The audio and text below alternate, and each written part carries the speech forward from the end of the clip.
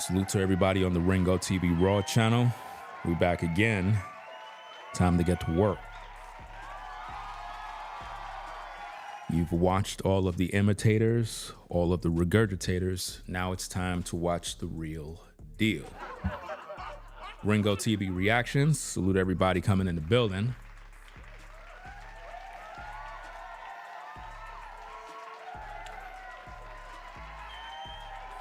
Ladies and gentlemen, when it comes to content creation, right? When it comes to producing quality content, what's sad about content creators is that they'll watch me, right? They will hear me say things, and it's like they'll try to rush to their platforms to do the same thing that I already done said that I'm gonna do. They don't even acknowledge me. To all of you content creator regurgitators, parrots, right? It's embarrassing. Like, seriously. I understand you watch me, but let your audience know the truth, that you're just regurgitating what I already said. See, I'm the only one exposing this guy. I'm the one that exposed his scam, not you. I did the work. You just listen to my work, trying to come across like you're doing something. And then some of you, what you do is you throw shade. You'll say stuff like, well, you know, on my platform, I'm doing this and I'm doing, fam. Those are my words. Like, tell your audience to come subscribe to me, because you're not doing a good job regurgitating. And if you're one of those people that watch platforms that you clearly see them doing what I'm doing, you see them doing exactly the same thing, copying every little thing, you're wasting your time viewing. This is where you're supposed to be. Serious.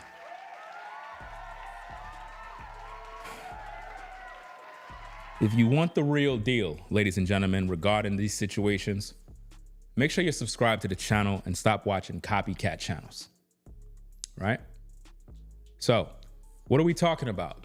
We're bringing out the ex-girlfriend of Weapon X. The ex-girlfriend pretty much took it to social media a couple of days ago and went viral for her commentary regarding him after seeing him appear on the Pop the Balloon show. And she had a lot to say. She accused him of a lot of different things.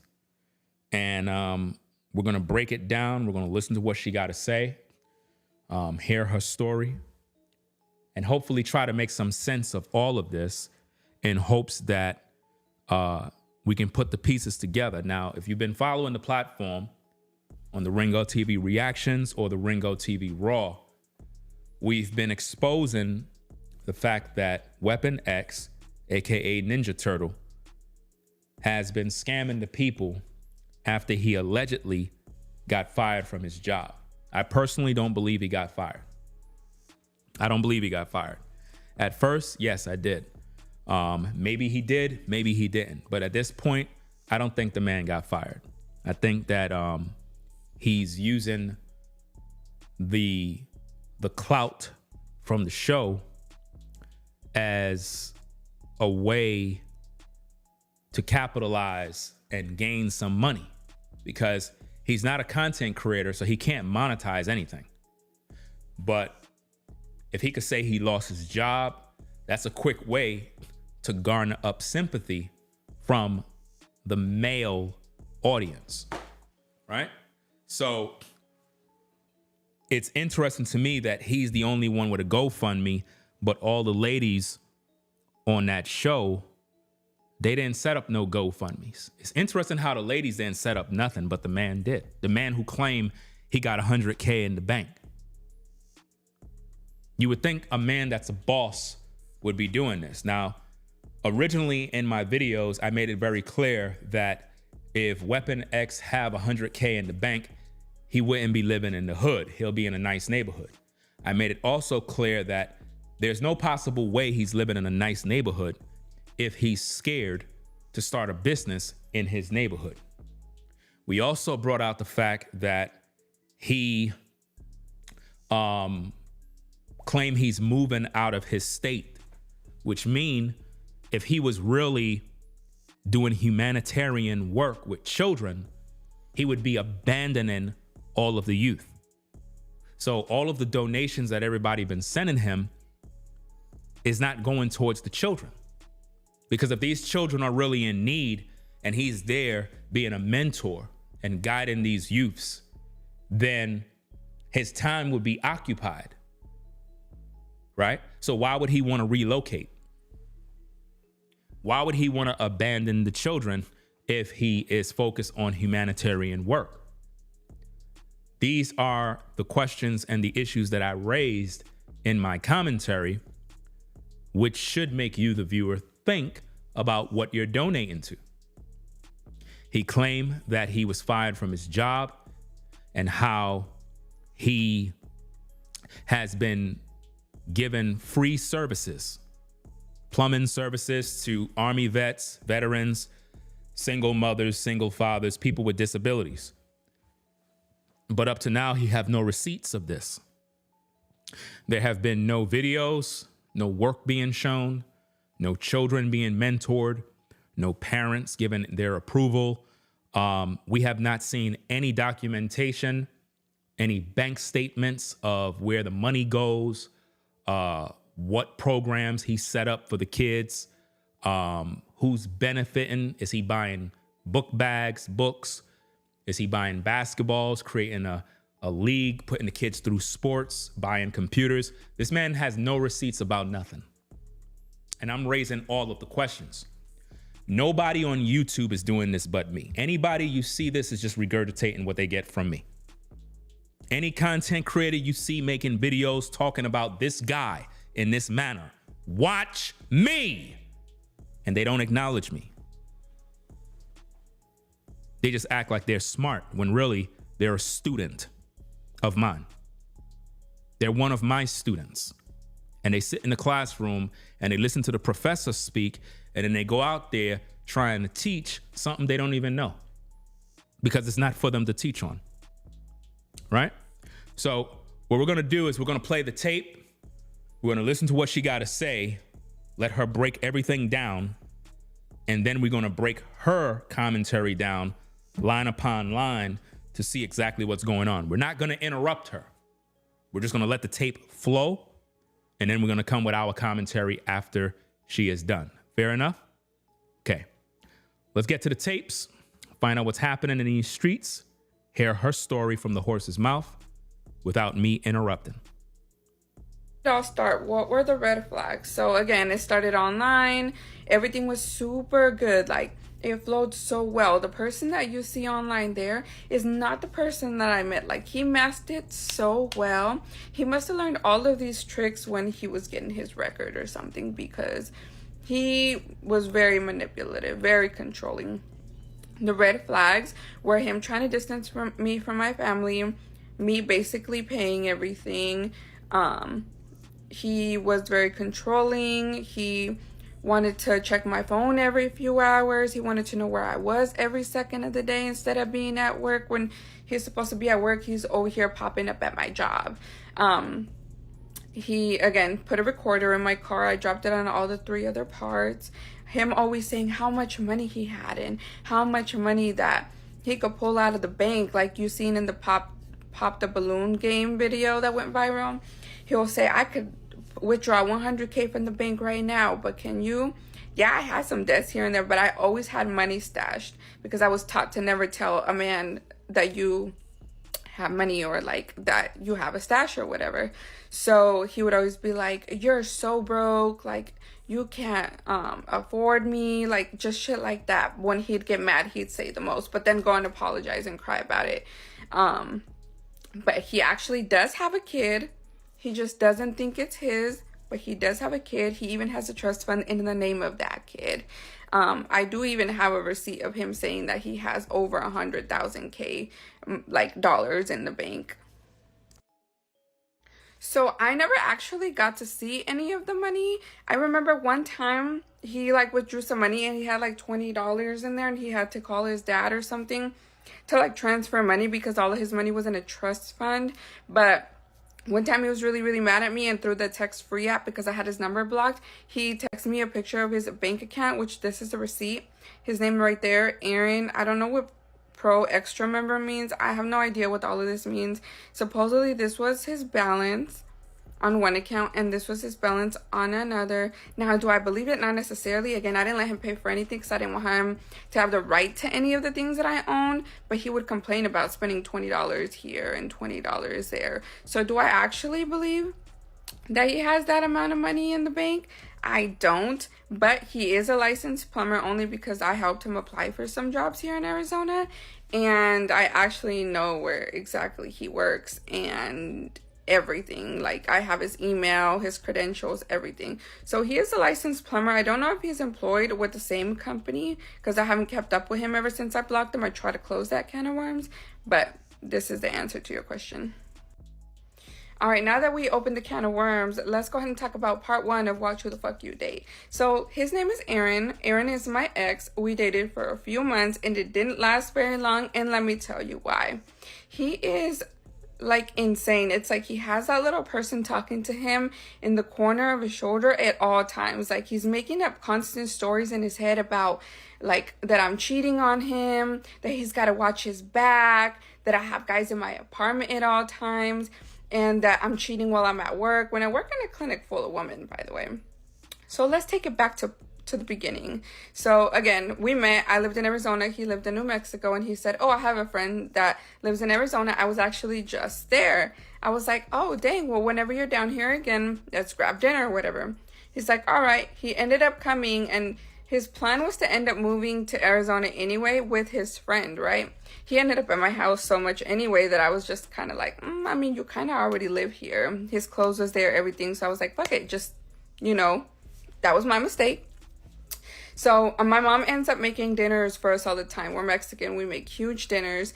And the first time he went, he met the family and everything was cool. But when we left, my mom called me and she said, are you okay? And I said, what do you mean, am I okay?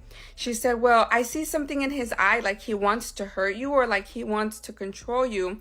I don't know how to tell you because I don't want you to think that I'm crazy, but I'm just telling you to be careful and really think about if this is the guy that you really want to be with.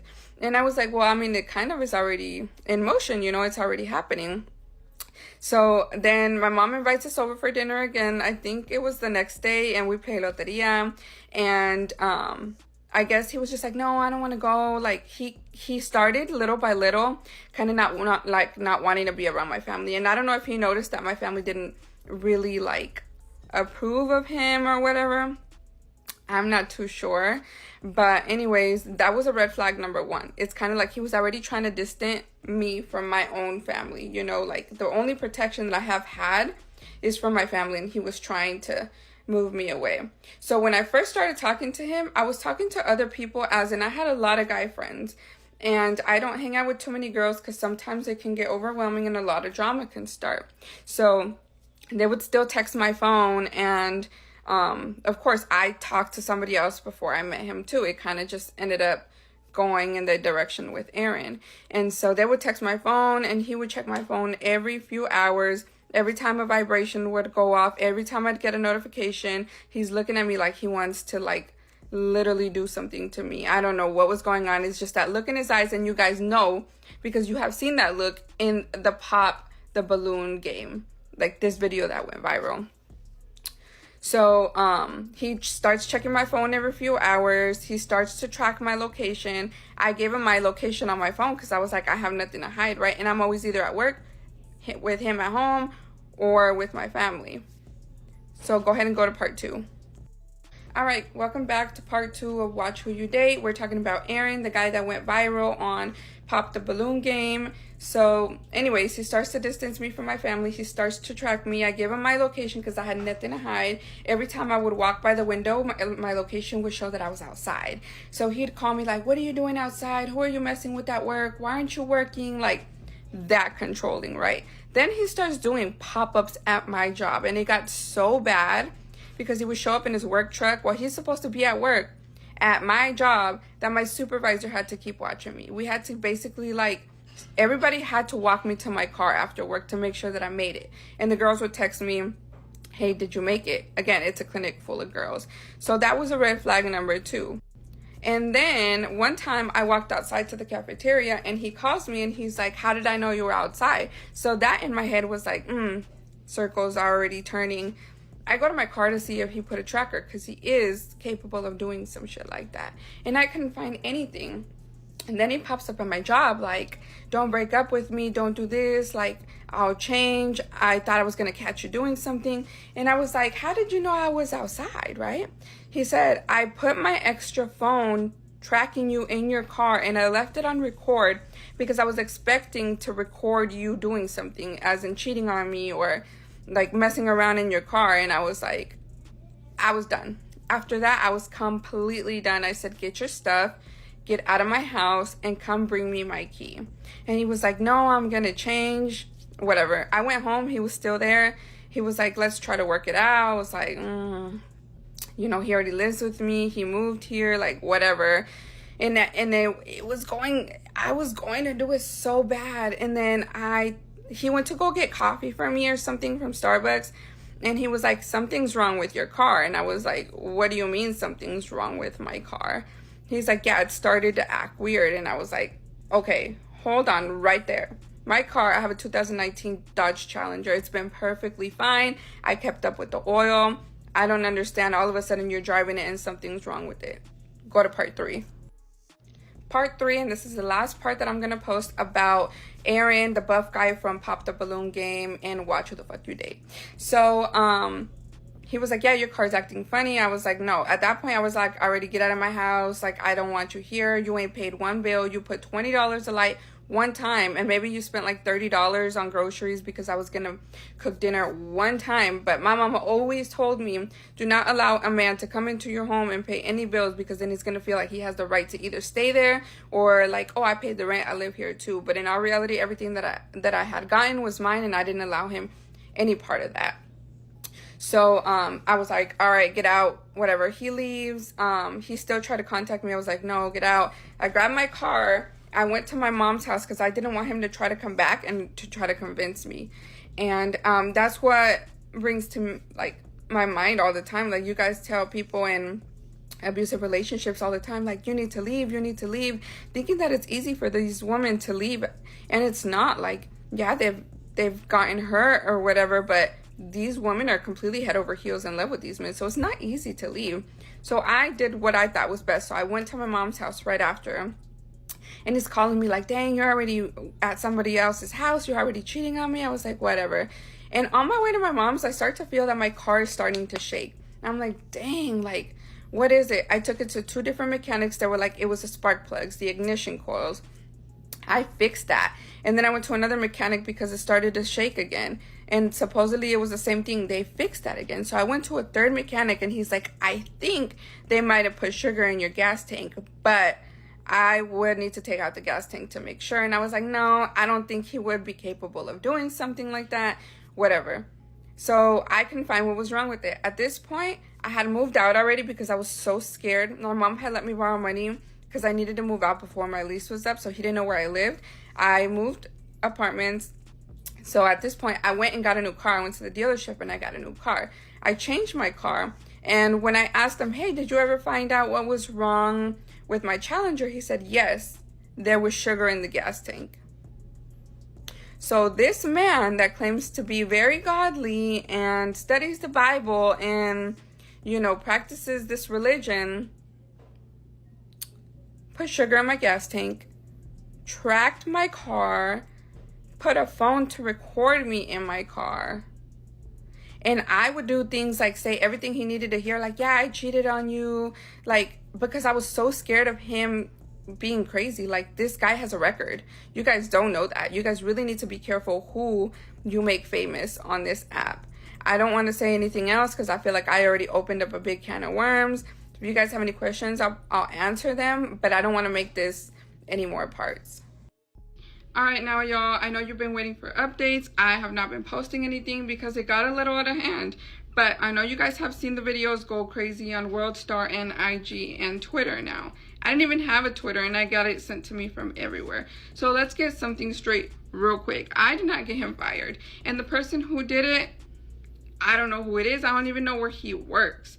So I didn't get him fired, and WorldStar happened to just flip it around and somehow said that I got him fired. For all I know, he probably quit, you know?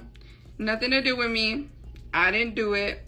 There's a lot of upset women. There's more than 7 ex-girlfriends or people that he wasn't so very nice to that have came forward. There's accounts on Instagram now of people, I don't know who they are, posting his past and stuff, and that ain't got nothing to do with me. He took it a little too far because the only ammo he had against me was to post my kids, which is illegal, sir, and I know you're watching this video. It is illegal to post someone else's kids without the permission. You heard me? I'm no longer speaking on this topic. And the reason why I'm no longer posting is because it is a very traumatic experience. I don't think you guys understand how scary it is to have to watch every single surrounding, every time you get in your car, every time you get a notification, because it brings back PTSD. I don't think y'all understand how it feels on a woman's chest to feel like you can't do anything, like you can't breathe. I just want to feel safe again. I told my story. I gave you guys awareness. Please think about it. I said what I said. Have a nice day. So that's pretty much what she had to say. All right. Now, what you have to understand about this particular scam, right, that's going on. You're going to have a lot of people doing interviews. You're going to have a lot of people pushing this guy in the algorithm, but nobody's really asking the real questions like me. Nobody. You understand? The questions you need to ask is this.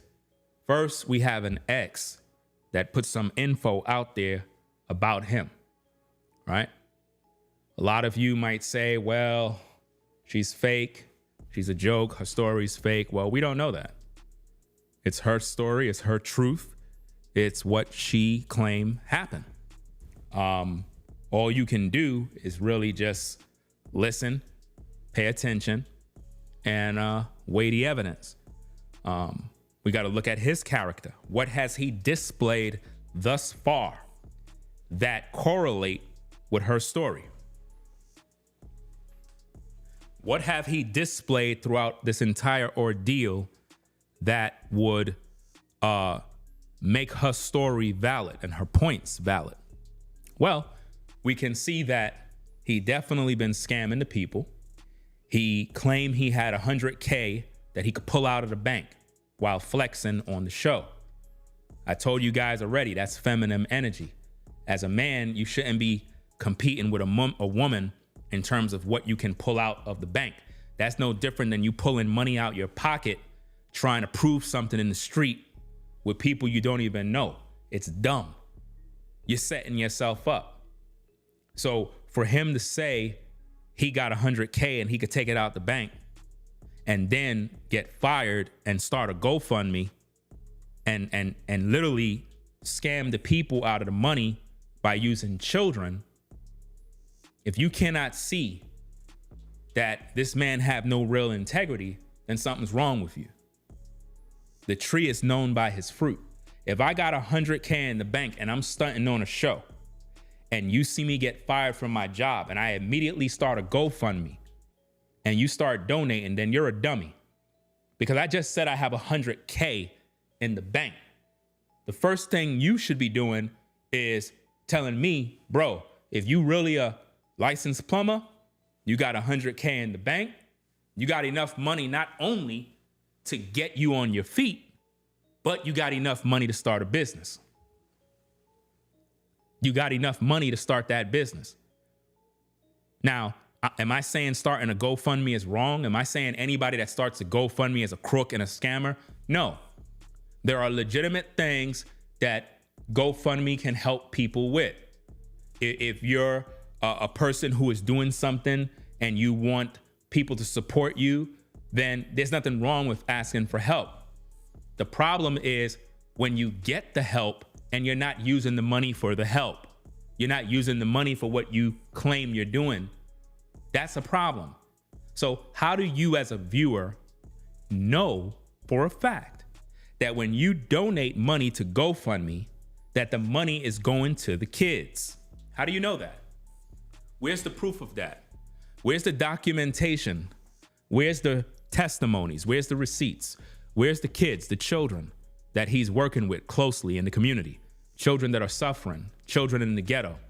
Where are these stories? Where are the families, the mothers, the single mothers that have these kids and they're happy to know that this brother has been active in their child's life and helped their children to overcome hardship? Where are those stories? You don't see them. The brother claimed that he's given, free plumbing services to single mothers, single fathers, veterans, disabled folks. Okay, where are all those videos? Where's the testimonies? Where is it? You don't see it nowhere. But you're quick to jump on the bandwagon. And I noticed that a lot of men, especially on YouTube, are interviewing this guy, giving this guy a platform, helping him to make even more money when they don't even know anything about him. I mean, to be honest with you, everybody that pull him on their platform for an interview don't really care about him. It's just business. Let me break it down for you.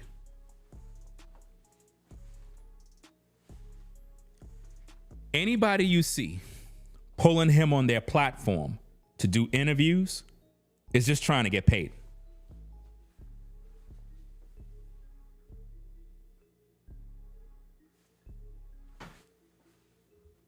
They don't really care about him.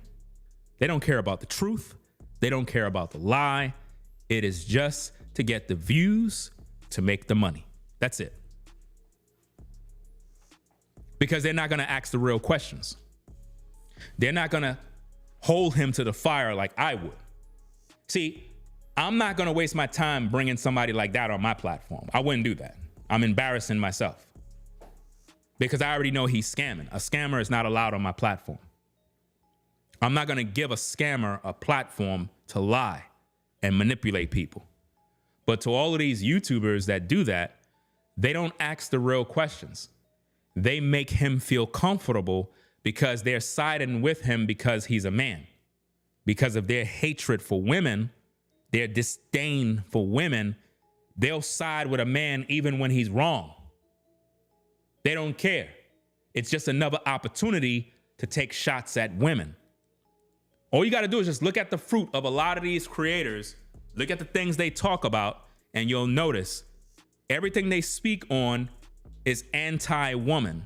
It's never a balanced approach in terms of holding men accountable for when men F up, and when women F up, hold women accountable. There's no balance in their message. Their message is one-sided, anti-woman. So if you see him being interviewed, then most likely the person interviewing is already in agreement with them. So you're not really getting a show. Well, you are a circus. You're not going to get a balanced perspective on the issue. You're not going to see a real life exchange of information, because normally the host is already in agreement with them. Are you following me? So normally when the host is interviewing this particular man, you're not going to get an actual show that prove and ask the right kind of questions so that you, the viewer, can get the answers. You're not going to get it because it's already staged. They already had drinks before the show. Before the cameras went on, they already talked about what they're going to talk about. They already decided what questions is going to be asked. It's a show. It's a circus. You know? So now the ex, she comes forward with her story because she saw all of the information that was put out there on the show. She saw his exchange with the women. And being that she dated him, she's just sharing her truth. And of course, people are going to be quick to say, oh, she's lying. She don't know what she's talking about. She's fake, all this other stuff. Well, that's cool. You don't have to believe her story, but she have a right to share her story too. I mean, he's out here scamming people. And the thing is with social media is a lot of times everybody will come out with a story just to get their 5 minutes of fame. The job is to actually look at all the evidence and see who's telling the truth. Now, she said some interesting things about him in terms of him putting something in her car, sabotaging her car, putting tracking devices on her, stalking her at the job, a lot of questionable things. Those particular issues that she raised should be of concern, especially to us brothers who are out here throwing money at this brother. You just can't side with a man just because he's a man because you got issues with women. Because we're all looking dumb out here when you just jump on the bandwagon like all these other creators on YouTube that just start these interviews and podcasts and just put this guy on. They already agree with him. There's no pushback being given. I can guarantee you, none of these folks give this man any pushback. They just give him an opportunity to speak. That's it. No pushback at all. That's not a fair, balanced show. It's rigged.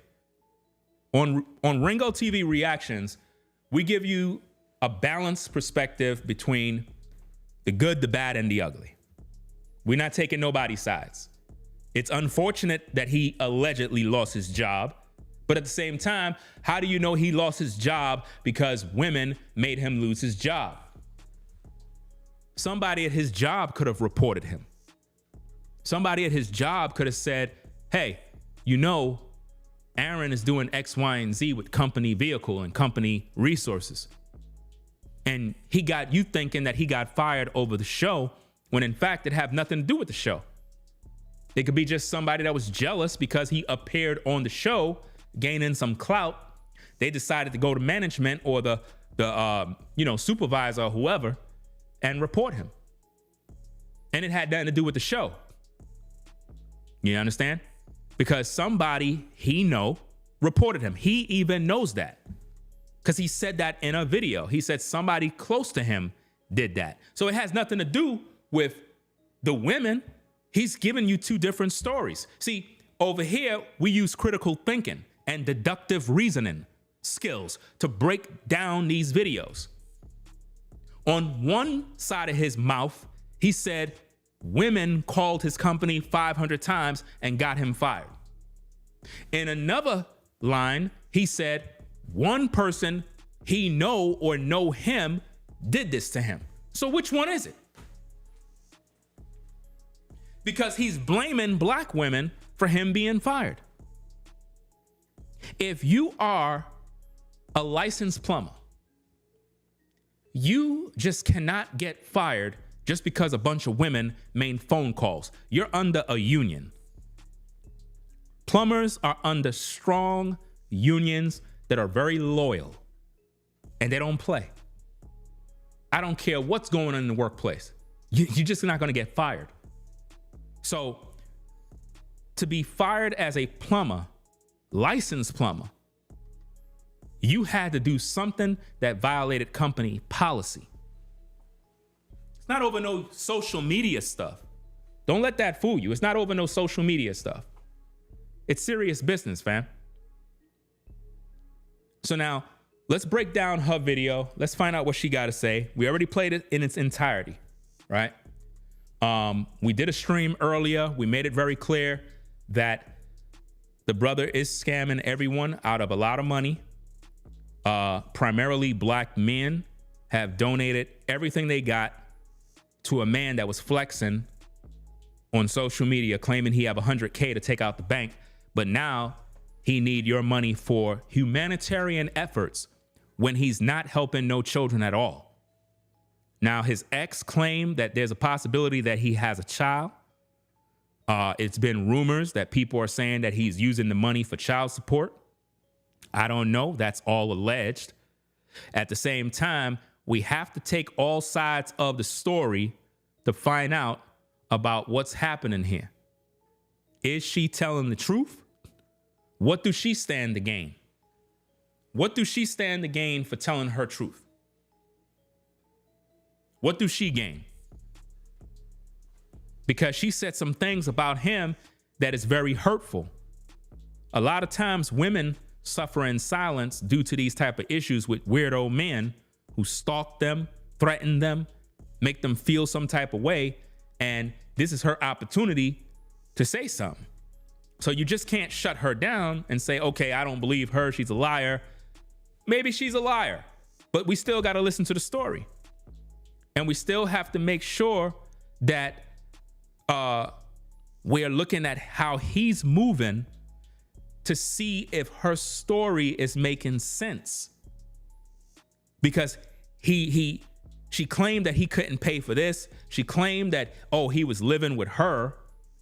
Well, how could a man that has 100K be living with her? They dated for a short period of time. Her parents didn't approve of him.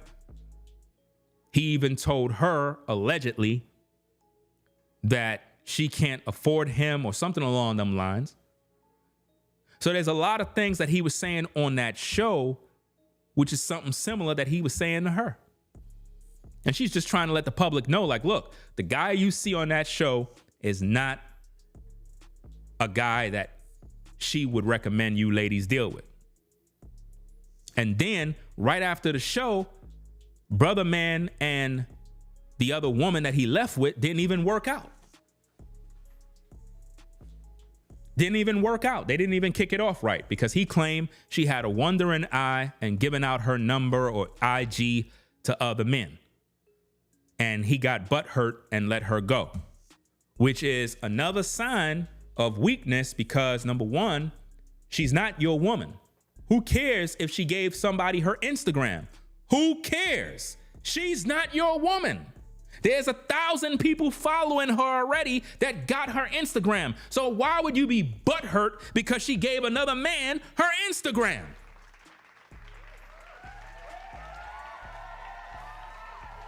You ain't even smashed and you already butthurt. If anything, that's gonna make the woman become unattracted to you. Why? Because you're controlling already. She could be just giving somebody her Instagram just to give it to them. But because you're insecure as a man, you're like, oh, see, she's messing with all these other guys. Bro, she's not even your lady. She's not even your wife. Why are you worried? Shouldn't you be focusing on making money? You just met her. Already you acting like she's your wife already, like she can't do nothing, like she don't got a life. This is why a lot of times you guys, you be pushing women away. Because as soon as you meet her, it's like you just want to control.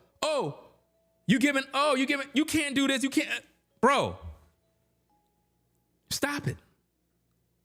Like, seriously. So there's a lot to this story that people are not paying attention to. Now, he said that the woman was a gold digger and after his money.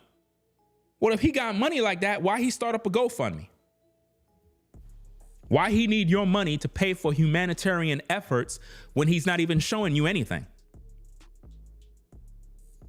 Come on now. This is crazy. But let's get to the tapes. Let's review what she had to say, kind of break this thing down.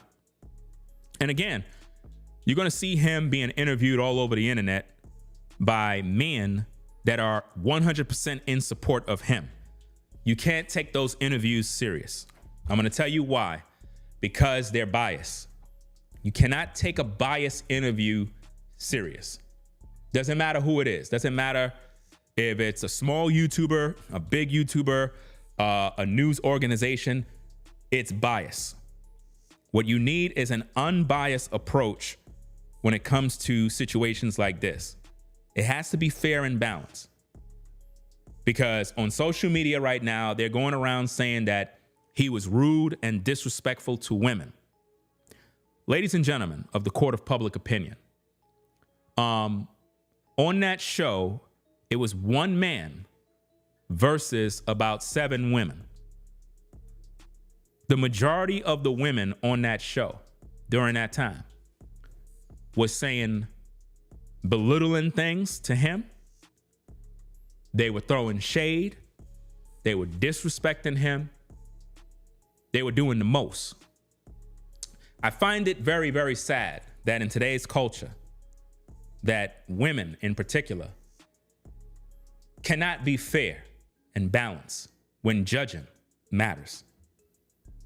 The majority of women on social media keep saying he was disrespectful towards women. He was rude. Hold up. So y'all didn't hear none of the ladies say anything to him? So we're just going to ignore all of the women that were ready to go toe to toe, that were saying rude things. And the only thing you could do is say he was rude and disrespectful to women, like he was really calling women B's and HOEs. He wasn't doing that. He was just standing his ground. Every time women try to throw shade and throw dirt and belittle him, he would come back with a counter. And the counter was effective. And this is where a lot of brothers on social media was applauding him and saluting him, because finally we have a man that stood his ground against the onslaught of insults and belittling of women. But we're not going to sit here and act like these ladies were angels and queens. They were disrespectful, argumentative, and couldn't wait to shame him. That's a fact. So before you judge him as being disrespectful to women and rude, how about being fair and balanced? It's one man versus a multitude of women that are just shaming and belittling and disrespecting him. And none of you can't see that? So what you're sending out there is that it's okay for women to disrespect, belittle men, shame men, and just be a menace. And it's okay, as long as it's a woman. But if a man defend himself in any capacity, he's rude and disrespectful. My criticism in his approach was when he was going toe to toe with the woman in the blue and the red by talking about how much money he got. I got 100K. I could pull this out the bank. That was feminine energy. A man is not supposed to do that. That was my criticism. He should have never went going on and on and on about that. You don't have to talk about what you do as a man. They ask you, what do you do? What's your occupation? I get money. That's it. I don't need to flex about what I do, what I got, how much money is in my bank. No. If you lead with your wallet, you get played. He came on that show looking for a wife. Wrong place. He have a background of dealing with women that were promiscuous. He was in the wrong place at the wrong time to begin with. He should have never been on that show. Obviously, he never did his research about the show. So he went up there looking for a wife when, to be honest with you, most of the women that were on that show been on other shows. They're constant contestants on the show and still can't find no love, no match. Why? Because they're not good women. I'm just being honest. Even down to the woman in the blue dress, who pretty much was, let me see. I don't even know if I have the screen. I don't even have the picture here. I don't have it on me. Let me see if I can bring it up. I don't think I do. Let me see. I don't have it here. It's probably on another drive somewhere. But y'all know what I'm talking about. The woman in the blue dress. She was featured on another show where you had some doctor guy, or I'm not sure if he's a dentist or a doctor. I'm not sure what he is. And he humbled her. And later on, all the women started to belittle him, said he's a weirdo, sassy, he's this, all sorts of crazy stuff because of the things he had to say. So it seemed like anytime a man is being a man or being masculine, he's automatically belittled. He's rude, disrespectful towards women. Anytime a man be a man and defend himself or stand his ground, he's belittled. And all of social media jump on his back. But it's okay for women to insult us, to tell us that we're short, that we have small d energy, that we're gay, we're sassy, we're a weirdo. See, these are the typical types of shaming language men get from women all the time. And the late KS used to always say that it's called something along the lines of shame, guilt, insults, and the need to be right. Original talking point of Kevin Samuels. And it's true. Anytime a woman needs to be right, she's going to use shaming language. And then all of the women will jump on board and pretty much agree with her. So if you have 30 women agree, they just consider themselves right. One man, 30 women, oh, the women must be right. Shame, guilt, insults, and the need to be right. You understand? Questions were asked to him on the show. Rightfully so, he answered them. There was nothing disrespectful about that. He answered. Women said things to him that weren't right. He said things to them that they felt weren't right. But was there any disrespectful things said? No, not from him. Not from him. But from women? Yes. But are women being put on trial for that? Of course not. Because they consider themselves not guilty. Now notice that. Notice how I'm able to talk about the women, and then I'm also able to talk about the men. Notice how I can also expose this guy for being a fraud and a scammer. Do you see how I am fair and balanced? Do you see how I'm not sugarcoating nothing? Nobody's safe. So now with all of that being said, the ex comes up online and shares her story. And all of the women ran with her story and said that he's an abuser of women. He's beaten women. Now, is that right? No, that's not right. The reason why it's not right is because there's no record of Aaron putting hands on a woman. So you can't just go out there online and accuse a man of beating women and putting hands on women. You can't do that because, again, the receipts don't show that. There are no victims that said, hey, he beat me. But on social media, this is what they've done. Now, I don't agree with the guy. I think that he's a scammer. I think that he's a fraud. But is he an abuser of women? I don't see none of that in the receipts. Do he look like he want to harm a woman? That's up to your judgment. I don't know. But there's no proof or arrest records or any victim that has come forward to say that he put hands on them.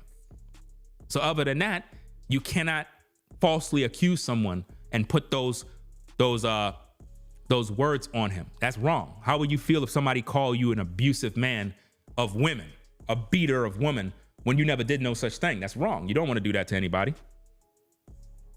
Right? So let's get to the tapes. Let's get to the tapes, hear what she got to say, break this thing down. And we're going to try to do another one later on because I want to review the interview that he did on another podcast. I think it was last week or something along them lines. I want to review that as well. Hold on a second. Let me see. Where is the video? I don't even know what's going on here. Hold on a second. Oh, boy. I think I lost the video. Hold on a second. Having some technical difficulties. Let me see, girlfriend. I don't know why it's doing that. Hold on.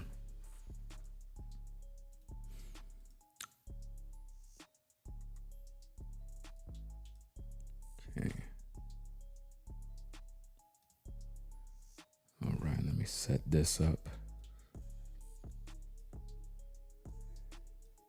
For some reason, the video that I had already on the screen, it disappeared and didn't want to play, so I have to reposition the same video all over again.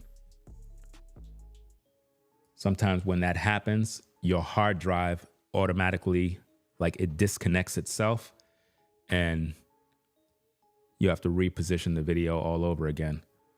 So let me go back to this page here and do this. She said, how did it all start? What were the red flags? Hold on. Okay. And if you're on the Ringo TV Raw channel, in order to see the footage, you would have to be on the Ringo TV Reactions channel, right? So in case you're joining in, what we're discussing here is the ex of this guy pretty much came online to share her story about his character. And we're going to review that, find out what's going on. So we already played it. It's in its entirety already. So in this segment, I will be breaking it down, which means I'll be stopping and starting and stuff like that. It all start? What were the red flags? So again, it started online. Everything was, how did it all start? Good. What were the red flags? So again, the person that you see online there is not the person that I met. Like, he masked it so well.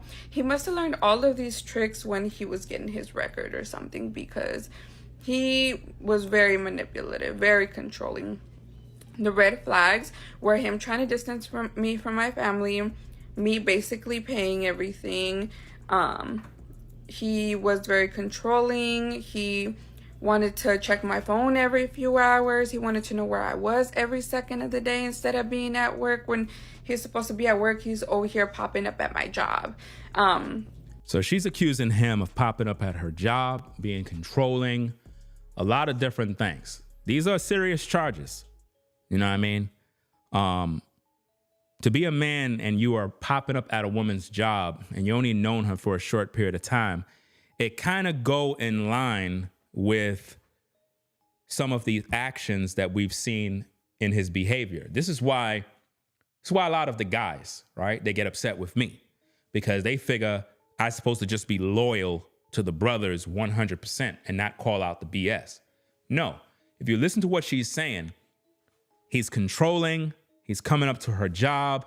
He's doing all of this extra stuff. Okay, what did he do in response to the woman that was on the balloon show? As soon as he saw her allegedly giving either her number or her IG to another man, it immediately made him feel some type of way.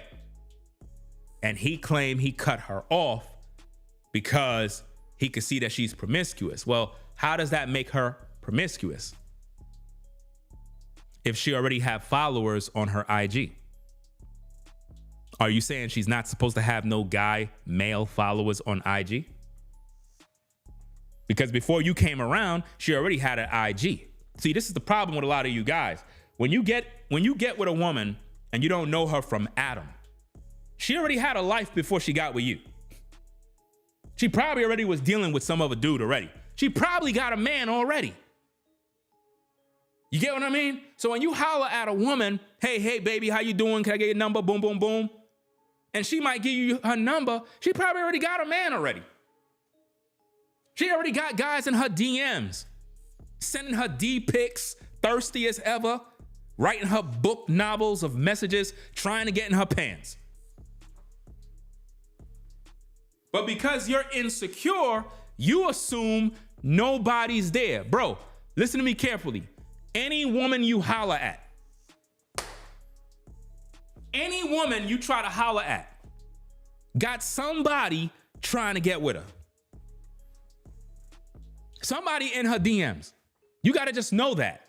Even if nobody's there. As a man, you're supposed to just assume, hey, she's fine, she look good. She got to be talking to somebody. You know what I mean? Somebody's talking to this woman. He didn't want the woman to have no guy giving her any messages or her giving out her Instagram. Like, what? That's showing signs of being controlling, which correlate with what her story is saying. How you just met a woman and you don't want her giving nobody her Instagram? Come on now. See? And if you notice this also, guys. Why is all of these YouTubers interviewing the guy, but they're not interviewing the woman?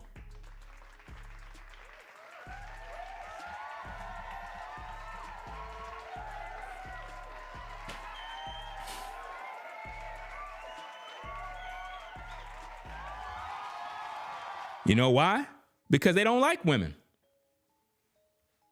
They're already anti-woman. They already made up their mind to side with the man. Now, if you see them all of a sudden start interviewing the woman, obviously they watched in my videos.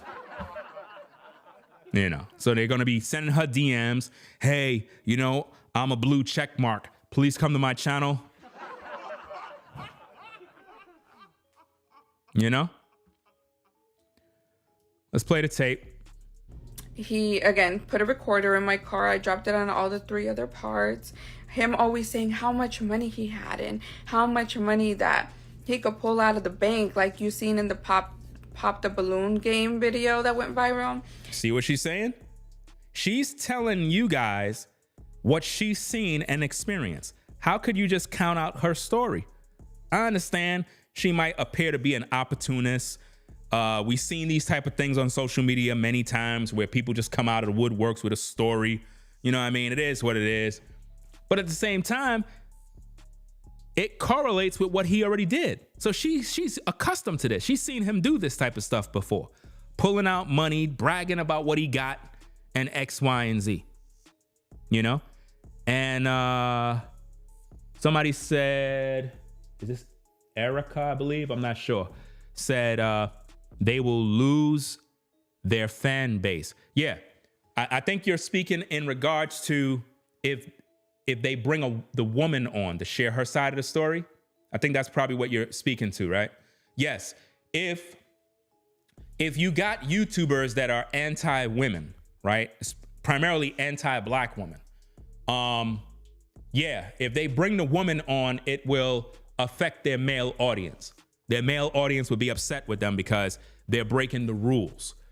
In these YouTube streets, a lot of times when you have an anti-woman channel, if they bring a woman on and make her look good in any way, their male audience will unsubscribe. Yeah. So you may not see no interviews with the woman on certain channels. You may not see it because it doesn't benefit them. Now, again, anytime you see Weapon X, aka Ninja Turtle, doing any interview, it's normally an anti-woman channel.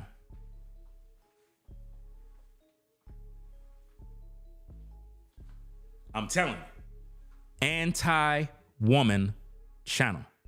Their job is to push a narrative that he was a victim and that black men are mistreated and all this other junk. No, he's a grown man. He made a decision to go on a show. He made a decision to put his personal business out there. He made a decision to flex. And now he online pretty much hustling the people to get all their money. Scamming the people out of all their money. See? But you're not going to see none of these channels question this. They're not going to question nothing. They're not going to question no GoFundMe. They're not going to question anything because that's going against the bro code. They got to keep the code and not get their male audience upset. Like, I'm pretty sure you have a couple of guys that probably come over here and they're probably like, Ringo, why are you even playing this video? Forget her. She's a liar. She's a diss. None of those guys have women. None of those guys have wives. They don't have girlfriends. They're not sleeping with a woman. They beat their meat all night long. Those guys are losers. They just hate women, you know? So, of course, they're going to be upset by me reviewing this particular video here. They don't like that because they want the man to be held up high even when he's a scammer. I don't play games with these type of things. If a person's a scammer, I'm going to expose it. Now, she's accusing him of some things, and it's up to you to use discernment and make sense of all of this. Let's go. He'll say, I could withdraw 100K from the bank right now, but can you? Yeah, I had some debts here and there, but I always had money stashed because I was taught to never tell a man that you have money or like that you have a stash or whatever. So he would always be like, you're so broke, like you can't afford me, like just shit like that. When he'd get mad, he'd say the most, but then go and apologize and cry about it. So you see, she's telling you that he did the same thing to her. Boast about his money, boast about how he could take this and that out the bank, and then would come back to her to apologize. See? And he looked like that kind of guy. He looked like the kind of guy that would come back to a woman to apologize and beg. And he had some issues in the past with women. This is why if you focus on what he talked about initially when he got on the show, he said he's looking for a woman who isn't promiscuous. He kept saying that over and over and over. So we're dealing with a man that dealt with women that have cheated on him, and he never had no real success in relationships. See, don't let his physique, commitment to the gym fool you. You have a lot of guys that hit the gym and they're losers when it comes to women. I'm just being honest with you. This is why they mad with me. You got a lot of guys that are successful in the gym, but they're not successful with women. The reason why they hit the gym is because they think the gym is going to get the women. Just like on social media, you have a lot of guys that they'll tell you, brother, if you want to pick up the ladies, hit the gym, get in shape. Yeah, women like a guy that's in shape, a guy that's fit, but not all ladies is looking for this type of perfection. As long as the guy have good conversations, good personal hygiene, good personality, he's not, too thin or too overweight, and he's just decent, she's with it. He got a good mouthpiece. He know how to talk. I mean, sky's the limit after that. But some guys believe that, man, I gotta be Hulk Hogan. I gotta be, The Rock in order to attract women because it covers up their insecurity. Underneath the shell of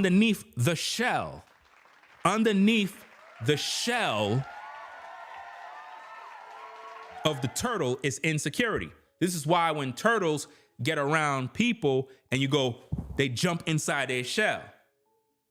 So a lot of guys that are in the gym, believe it or not, ladies, a lot of guys that are in the gym all the time, I'm not saying all now, I'm talking about the insecure ones.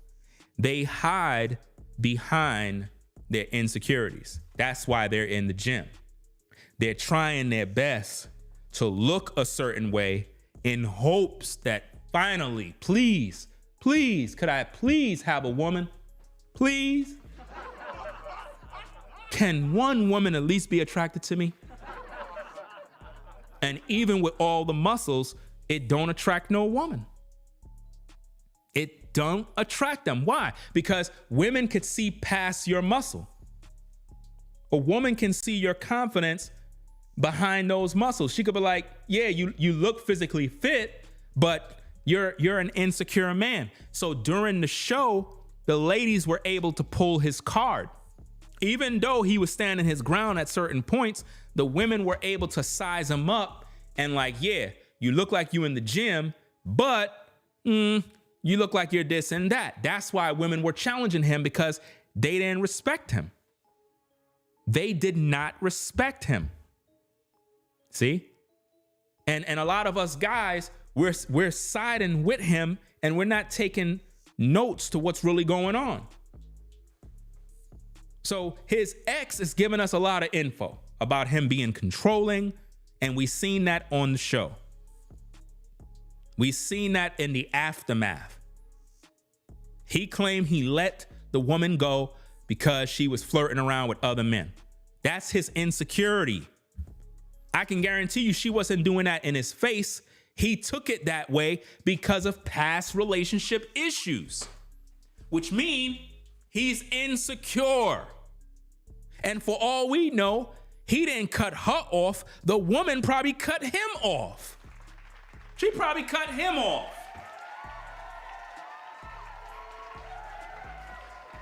I believe her name is Esther something. I'm not sure. I believe it's Esther or whatever. I'm not sure if the internet is bugging out. Put a 1 in the chat if the stream is still going. I saw it lagging a little bit.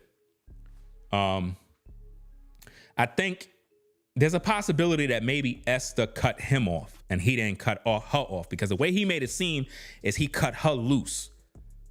Normally women be cutting dudes off. You know what I mean? We be trying to stick there as long as possible, see how far things can go. So I don't believe he cut her off. For some reason now, I don't believe he cut her off. I think she cut him off. Because here's the thing. Y'all ready for this? Y'all ready? Put a 1 in the chat if you're ready for this one. Because yeah, I said some things in my original video that she's most likely probably a gold digger and whatnot, but I'm just reporting the news based on what he said. In my investigation, I'm trying to put together the puzzle to see whether or not she really is what he claimed. I haven't seen no videos from her. I haven't seen nothing from her giving him a response. Do she have any videos up? I haven't found any. She have a YouTube channel. There's no videos of her speaking about him. You understand? I haven't seen no videos of her going off on him yet. So, in my humble opinion, he's salty after getting cut off by her.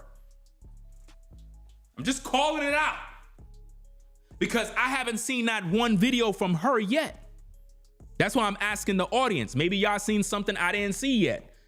I'm gonna ask again. I seen a couple of people say, no, she don't. Stephanie said, no, she don't. I'm gonna ask one more time now. One more time.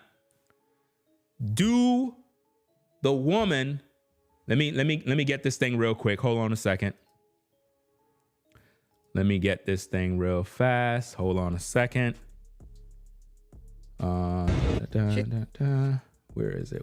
Okay, here we go. All right, let me do this real fast. All right. This woman, is there any videos up from her given any rebuttal to this man? Yes or no? Is there any videos up of her sharing her truth, giving her side of a story, saying anything? Because what this speaks to me is that she's not out here doing no dirt. So I want to know. Because if it is, I need to see the video.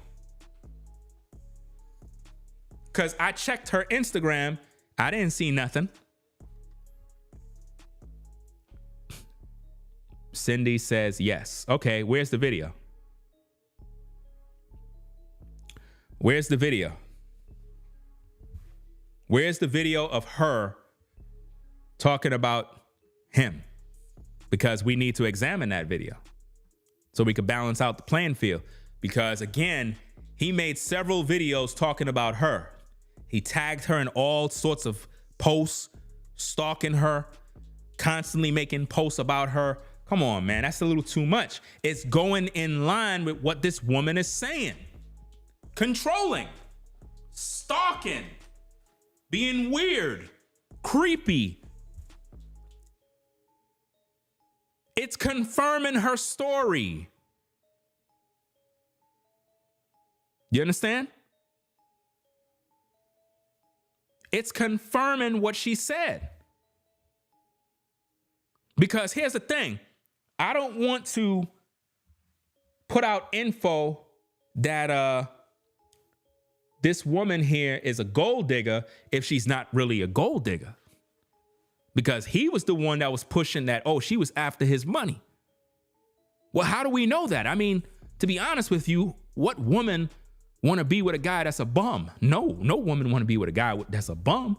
But if you flexing about you got 100K, don't get mad if a woman want some finer things in life. You flexing, bro. At the end of the day, she gonna put you to the test. You know? But he was making her look like she's a gold digger and that she's no good. I want to know, maybe she's cool. Maybe she's cool. And he's painting her as a bad woman because he's butthurt because she decided to cut him off. You know? Let me see. Who's this? Is that Irie? Is that Irie M? Shout out to you for the membership. I can't even see the computer monitor, it's so far away. Look like a sister. Shout out to you for the membership. Let me see. I don't think this turtle actually speaks the way he did on the show in real life. Yeah. We in our first initial videos, we were talking about how on the video he did on the Pop the Balloon show, he appeared like this confident guy who is a boss, who, you know, got himself together, got a good job, you know, stuff like that. And then after getting fired, we didn't see the same confidence anymore. It's as if though he lost his manhood, lost his confidence, his ego got shattered. It's not the same. But so far, everything this woman says in her initial story, whether you believe it or not, it's being confirmed by his actions. It's being confirmed by his actions. He appears to be controlling. He wanted to control this woman and he couldn't because she was already living her life. See, this is the thing that you guys have to understand. Listen to me very carefully, guys. If you go to that woman's IG, she was already living her life. She was already living her life. She's already out there. She's young. She's attractive. She's probably traveling. She's doing herself, man. You know, it is what it is. If you just met up with her, you just can't take a woman who is out there living her life and just lock her down. Can't do that. It don't work like that, bro. You got to make that woman submit to you naturally. That woman have to naturally submit to you. Meaning, if you that man, if you the real man, if she's out here living her best life, partying, traveling, doing this, doing that, having fun, looking good, but you a guy who want a woman that's going to settle down and, you know, you got to let that woman naturally gravitate to you and submit to you. If she's not naturally doing that on her own without no force from you, if you have to force her to do that, you're being ultra controlling to the point where you're going to push her away because you're scaring her away. She have to naturally submit to you. If you really that man, I tell you, listen, It doesn't matter if a woman out there living her best life. If you the man and you that guy that a woman always wanted, she's going to submit to you. She's going to submit to you. She's going to, even if she was like in the party world, traveling, doing this, doing that, she's going to chill. She's going to say, wow, this brother's really cool. I'm really liking him. You know what? I'm going to really slow it down a little bit, take it easy. She's going to change up her ways naturally. You don't even have to say nothing. But dude got offended because she handed somebody her IG. Bro, she was already getting a lot of male attention, bro. This is 2024. It is what it is. You worried about a promiscuous woman so bad, you automatically put that tag on her back. You probably said some things out of pocket off camera that we didn't see. Being disrespectful towards her. Maybe she said some things to you. I don't know.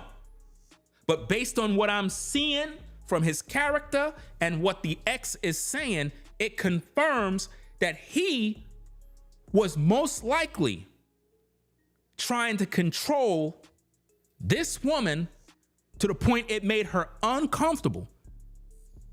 And she just decided to cut him off. Like, look, I'm not wasting my time. This brother is a little creepy now. He mad because I gave somebody my IG? Come on now. If she feeling you, go with the flow. Stop worrying about her IG and what man she gave her IG to. If you the man, she gonna be with you. Period. Guys, I told you this 1,000 times. You brothers are not listening to me. If you see a woman you like, hey baby, how you doing? Hey, how you doing? My name is such and such. Boom, boom, boom, boom, boom. You get her number, right? Do you automatically assume that she just don't have a man? Do you automatically assume there is no guy in her DMs begging her for attention? You gonna tell me there's no, hey baby, how you doing in her DM? Guys trying their best to get with her? If you meet a sister that's fine, bro, there's men pulling up on her every single day. That's a part of the game. If you're secure within yourself, you're not worried about all those other guys. The reason being is, as long as you playing your cards right as a man, it's up to her to choose you. I don't got no time to chase. All I got to do is be assertive and let a lady know I'm feeling her. That's it. Once I tell her, these are my cards, these are my feelings, these are my intentions. After that, the ball is in her court. I know it's a social media age. There's 1,000 guys. A bunch of attention is coming her way. It can be a distraction. I know. So I'm going to fall back. I'm going to go back into my world, do my thing, right? And if she really feeling a brother, she's going to come over there. But I'm not going to be over here, keep trying, like I'm trying to lead her and pull her. I don't got time for that. That is what he was doing. He was trying to pull this woman into his life, not realizing that she's young, attractive, and pretty much in that phase in her life where she's just enjoying herself. You know, he probably want to settle down because he tired of roaming the streets, and she most likely cut him off. He got butt hurt, and now he all over social media acting a fool. Because if you really a boss, you should already had another woman pull up on you already after the show. If you really about that life. I'm just saying. If you really a boss, if you really a dude that got it popping and you got all this clout from the show, then you should have already done pull a new woman. You should have women in your DMs. Because he was saying in one of his posts that, oh, women are mad because he don't want to fornicate with them. Bro, stop the cap, bro. Stop the cap with all this self-righteous stuff. You lying. You lying. You got a bunch of women in your DMs wanting to sleep with you, and you like, nah, you know, I don't want to do none of that. Man, you capping, bro. You know good and well that's not happening. None of these ladies is in the DM trying to get with you. And the reason being is they're not really feeling you after the show. You know? Let's hear more of what the girlfriend is saying. But he actually does have a kid. He just doesn't think it's his. Uh-oh. But he does have a kid. He even has a trust fund in the name of that kid. Uh-oh. Wow. She said he does have a kid and have a trust fund for that kid. Come on now, let's go. I do even have a receipt of him saying that he has over 100,000 like dollars in the bank. You see what's going on here? How could we ignore these receipts? How could we ignore these receipts from this Ninja Turtle? Come on now. This man, according to this woman, has a kid, and I guess he's not claiming the child, but has a trust fund or whatever the case is. So if he got all of this money coming in and trust funds, why he got a GoFundMe taking your money? Why he taking your money, guys? Come on now. Let's go. So I never actually got to see any of the money. I remember one time he like withdrew some money and he had like $20 in there and he had to call his dad or something to like transfer. He had to withdraw some money and had $20, man. Yo, it's funny how women know how to do things to make brothers look bad, bro. Like he only had $20, man. For money because all of his money was in a trust fund. But one time he was really, really mad at me, and through the text free app, because I had his number blocked, he texted me a picture of his bank account, which this is the receipt. His name right there, Aaron. I don't know what Pro Extra member means. I have no idea what all of this means. If you watched my last video, I already broke this thing down, right? I told you this is not his bank account. This is the company's account they have with Home Depot. I already made this very clear in my last stream. The reason why I know this is because when I worked for a particular agency a couple of years back, I used to use the company's card to go to Home Depot in order to get supplies for the jobs that I was doing. You know what I mean? So the receipt that she have is not a bank account or some sort of nonsense. I don't know why she's not even reading it, to be honest. Let me see. Because if you look right down there, it says Home Depot, right? So if you look at all of this, this is the account that they have with the shop. And he is using the card. It's a company's account. Because here's the thing. If the balance or whatever the case is 257,000, right? Then that would mean, let's say if this is his, that would mean he have more than a $250,000 in the account, right? Which means he's definitely scamming all of y'all, right? So what it's showing here is a balance. That's what it's showing. So this is not a bank account from like Chase or whatever the case is. This is probably from a receipt of him doing a job, like I said in the last stream. That's all that is, right? But let's hear what she got to say. Means supposedly this was his balance on one account and this was his balance on another. Now, do I believe it? Not necessarily. Again, I didn't let him pay for anything because I didn't want him to have the right to any of the things that I own, but he would complain about spending $20 here and $20 there. So do I actually believe that he has that amount of money in the bank? I don't, but he is a licensed plumber only because I helped him apply for. He don't have nothing in the bank, guys. He don't have nothing in the bank, right? I already told y'all the man don't have anything in the bank. That's why he started the GoFundMe.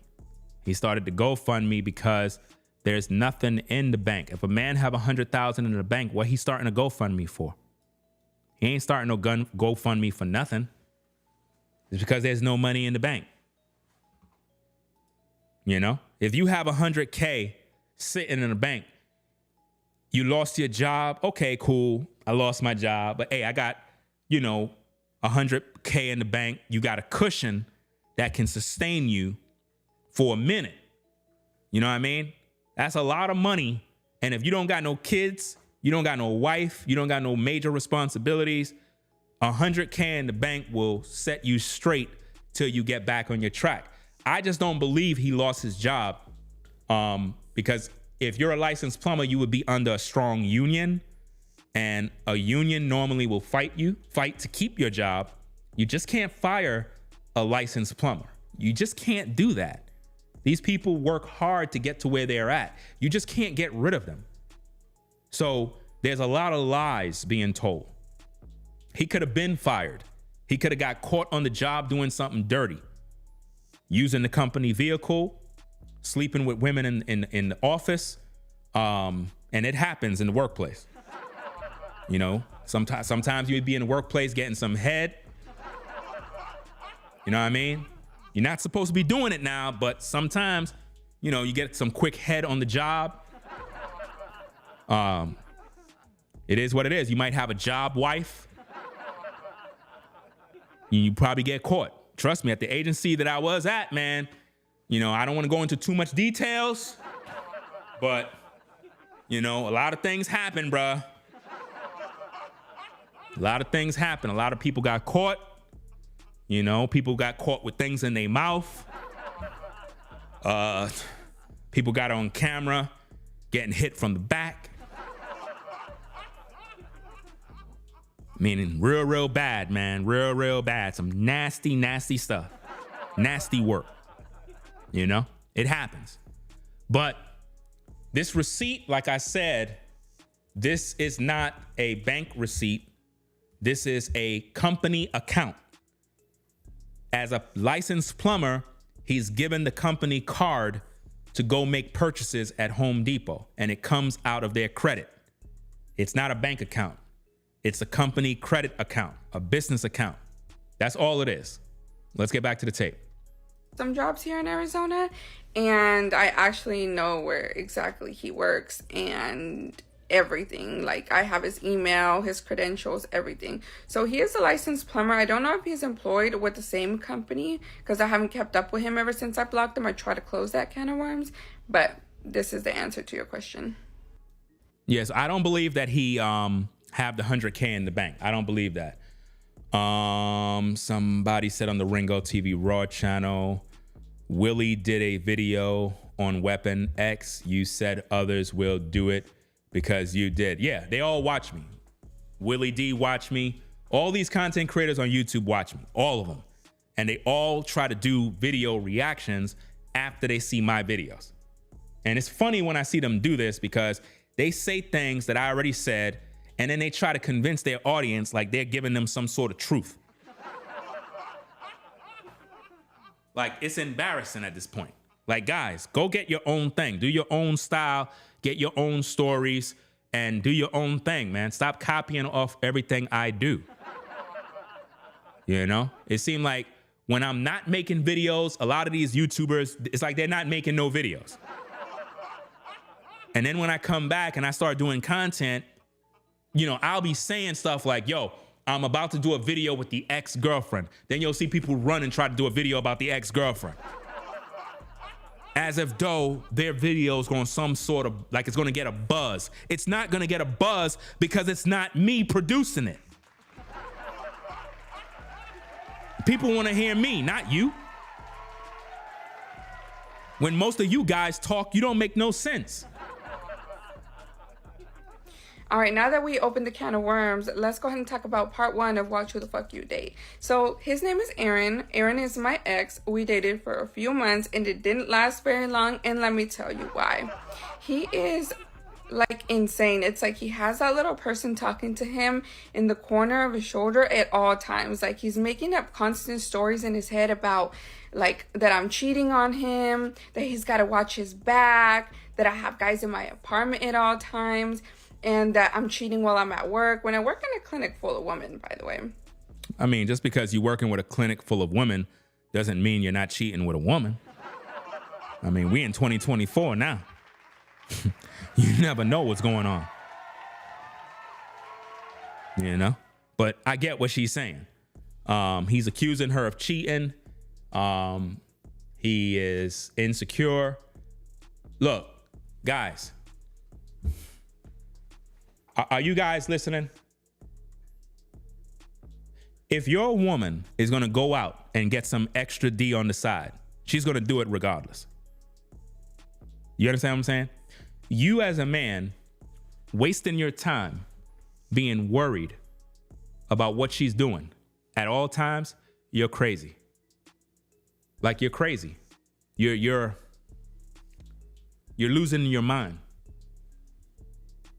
When I was in the 9-to-5 in the workplace, I've seen some of the most disturbing things.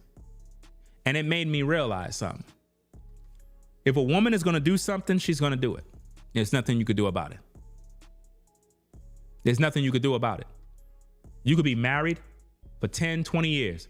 Your woman could be on the 9-to-5 giving another man head in the back room. And then come home to you faithfully.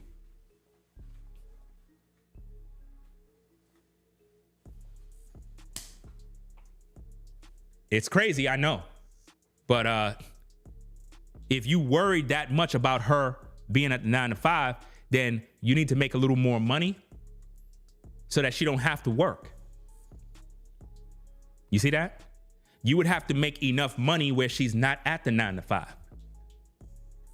And that's if she want to stay at home, because in today's culture, a lot of women refuse to do that too.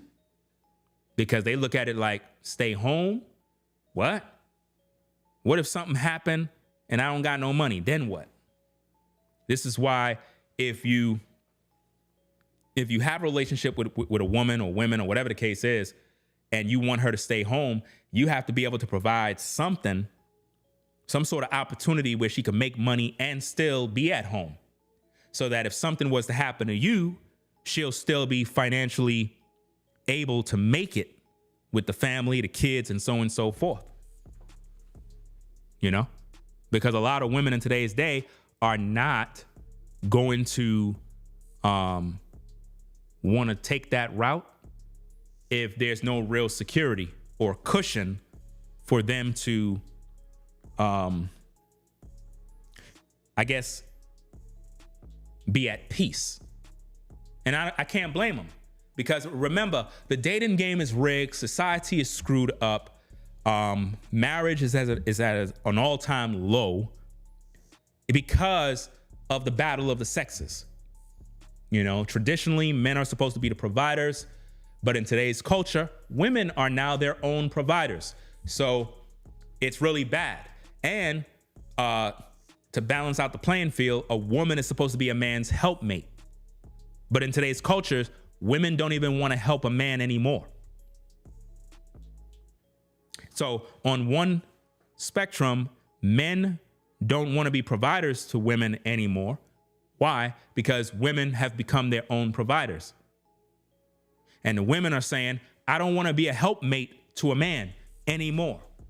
So now the men are frustrated because they want to settle down, build a family, but the women are like, well, I'm not helping him to do nothing. And the guy's like, well, then what's the purpose of you being here if you're not going to be a helpmate to me?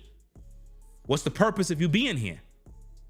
And a lot of times women don't understand that. They think that all they got to do is look cute. In other words, as long as I look pretty, I'm good to go. Look, ladies, let me break this thing down.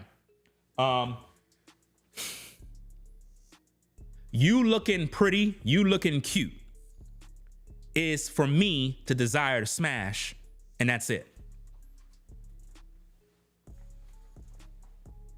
Are you getting it?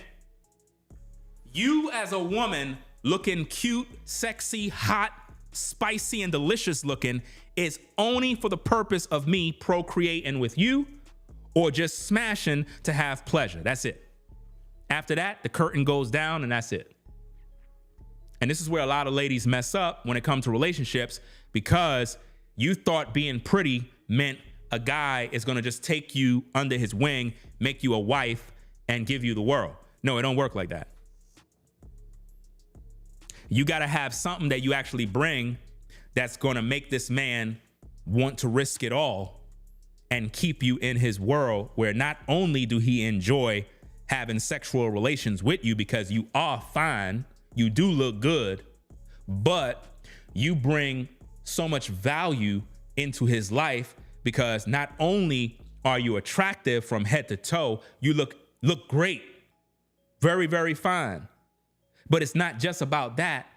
You bring the cooperation, you have great conversational skills, you're a helpmate, you're good with children, you know how to cook, you're attentive to his needs, you're encouraging, I can count on you, you know?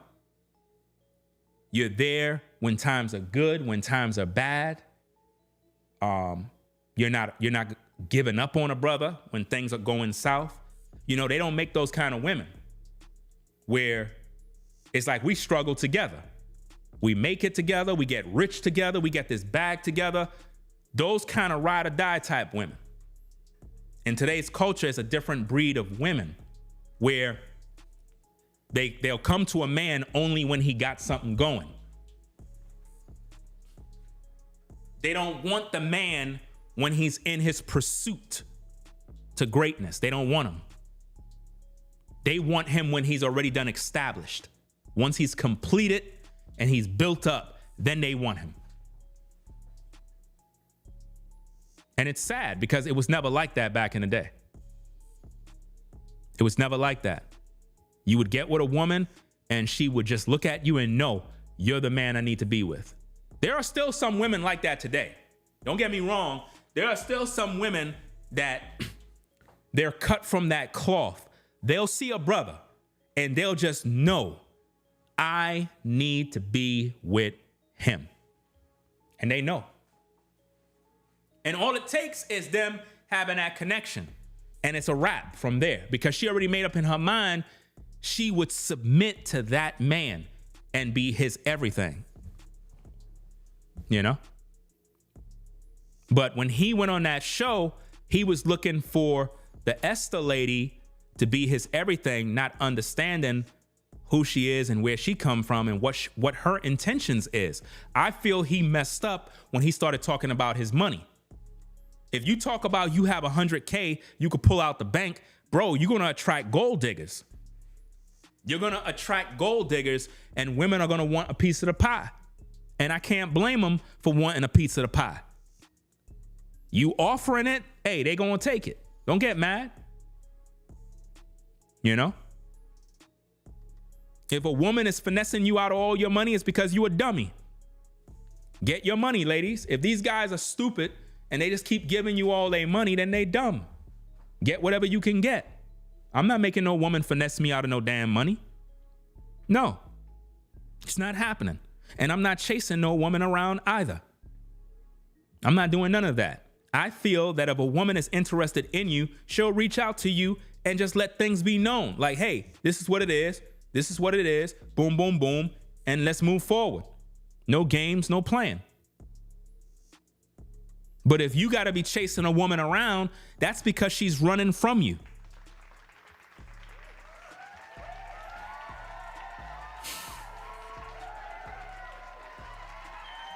If you're chasing a woman around, she's running from you. That's why you're chasing. She's running. She's trying to get away. If a woman want to be caught, she's not running. She's going to stop and make you holler and talk. The problem is social media. There's too many distractions, too many opportunities. And because a lot of times you'll have a woman who is attractive, she don't understand the intricate details of her beauty. I keep telling you, ladies, y'all keep getting mad at me. When you look good, look, let me break it down for the ladies. Let me break it down. Look.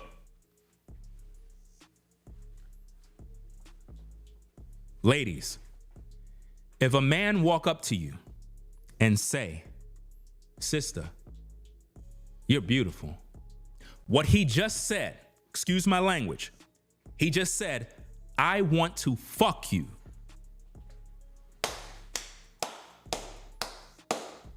That's what he just said.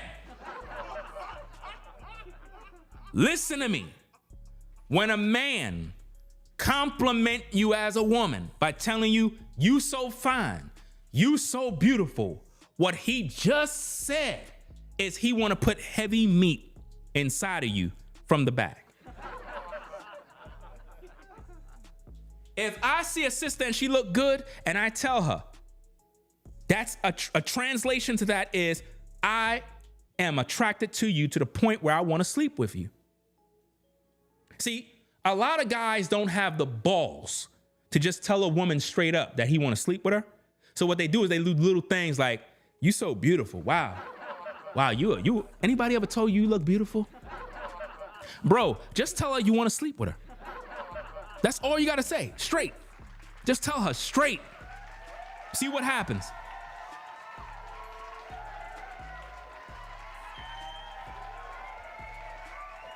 You'd be surprised what would happen, guys, if you just be honest with a lady straight. If you just pull up on that lady you liking and just say, come here for a second, I want to tell you something. And she come over. Now, once she come over, you already got her. You know that, right? You got her already. And you just tell her in her ear that you want to fuck her. Just tell her straight. See what happens. I guarantee you would do something to her. I guarantee you. She won't ever forget you, ever. Because you told her the truth rather than sugarcoating it with all of this compliments and you're so beautiful and liking her Instagram photos and all this dumb stuff. Just get to the damn point. You're a woman, you're attractive, you look fine, I want to sleep with you. I want to mate with you. That's why we're all here. Listen, we're here because our father was out in the field working construction and he saw a woman walking by in a sundress. Hey, brother, man. Yo, you see that lady right there? Who? Yeah, right there. Yeah, man. Yo, she fine, bro. Man, she looking real good. Man, oh, man. You see that thing on her? Wait, she's coming over here, guys. She's coming over here. Hello, guys. I was just walking by and I was just wondering, you guys are construction workers? Yeah, babe, you know, we construction workers. We know how to use our hands. But let's talk about me and you, though. Oh, you want to talk about me and you? Yeah, baby, you know how it is. You know, I'm over here working in the hot sun. You know, I could use something to drink. And I'm kind of hungry. I could use something to eat, too. Sucky now. I like the way that sounds. That's how we all got here, guys. It started off like that. Next minute, our mom was bent over the kitchen sink, and our pops was putting heavy meat inside of her.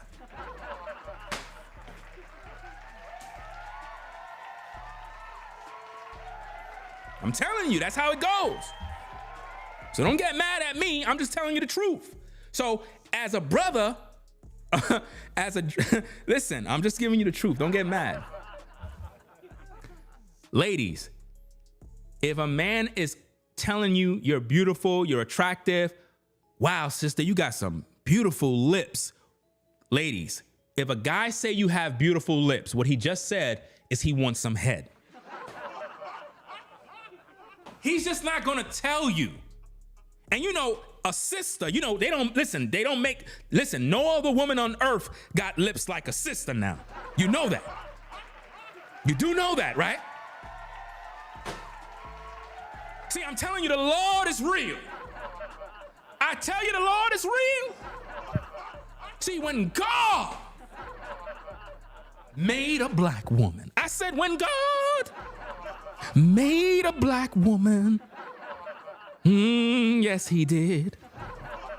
He made the woman, the black woman, with a wagon. When a black man see a sister walking down the street and he see that wagon from afar, He know there's a God. Can I get a witness? Amen. Because you know, grandma in the church wasn't always grandma. Grandma used to look good. How you doing, baby? You notice your grandmama speaking. Grandma, could you tell me a story about how, like, you and Grandpa met? Well, baby, sit down there on the couch so your grandma can teach you something. You know, when me and your granddaddy pretty much got together, you know, I was out in the South doing what I normally do in my garden. And I was bent over, you know, on the ground, planting my vineyard.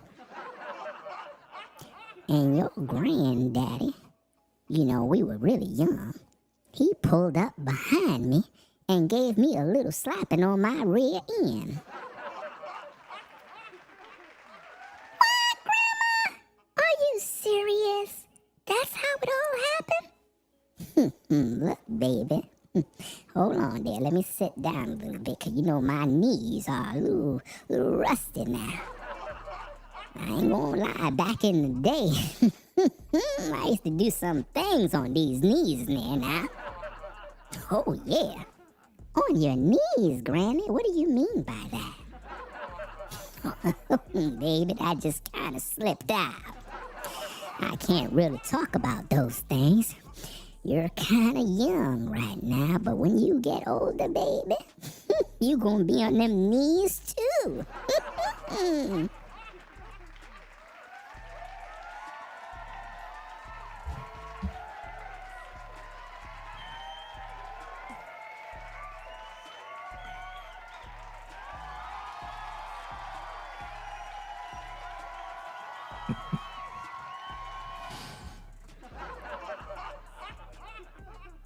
I don't know, man. This is crazy, man. I don't know. That granny is wild, bro. But what I'm trying to say is Granny wasn't that old woman in church, bro. Granny used to get down. Don't think when you see all these old ladies out here that they were just old with canes. No, Granny had a wagon back in the day. Granny used to look good. Granny broke many hearts. Guys, have you ever seen a sister that was so fine? You said, my God. You looking at her from far, drooling, bro, like this. Drooling. Man. What you talking about, Willis? Man, she fine, bruh. Man, she look good. See, when a guy is saying, man, she look good, that's translation. Man, I want to hit it. So ladies, you have to understand, the more attractive you look, the more fine you look, the more aroused that man is supposed to get. That's normal. There's nothing wrong with that. The problem is that all he's focused on? What are his intentions? Is his intentions to get to know you on a real serious level? Of course he's sexually attracted, but it shouldn't stop there.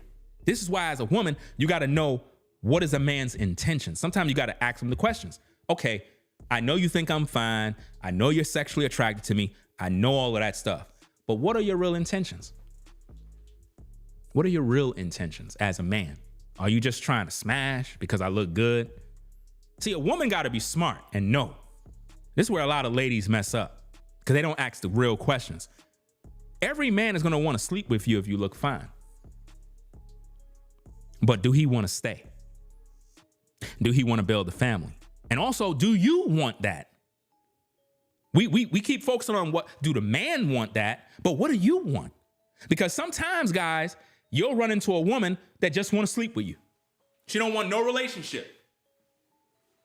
We can't sugarcoat this thing like men just do this. No, women do it too.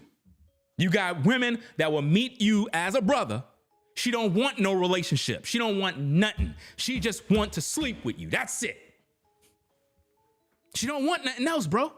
And this is where a lot of you guys miss the mark.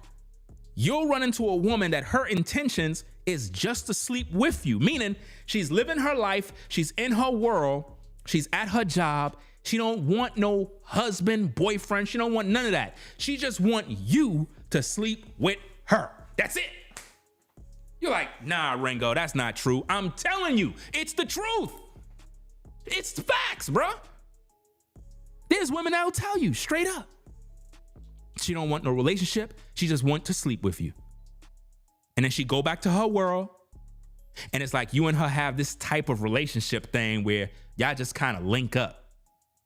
Why? Because she's not sure that she want to settle down yet. So what happens is when you holler at a woman like that and you pull up on her and you're like, yo, you know what I'm saying? I'm trying to make you my wife. I'm trying to really love and have kids with you. You turned her off immediately.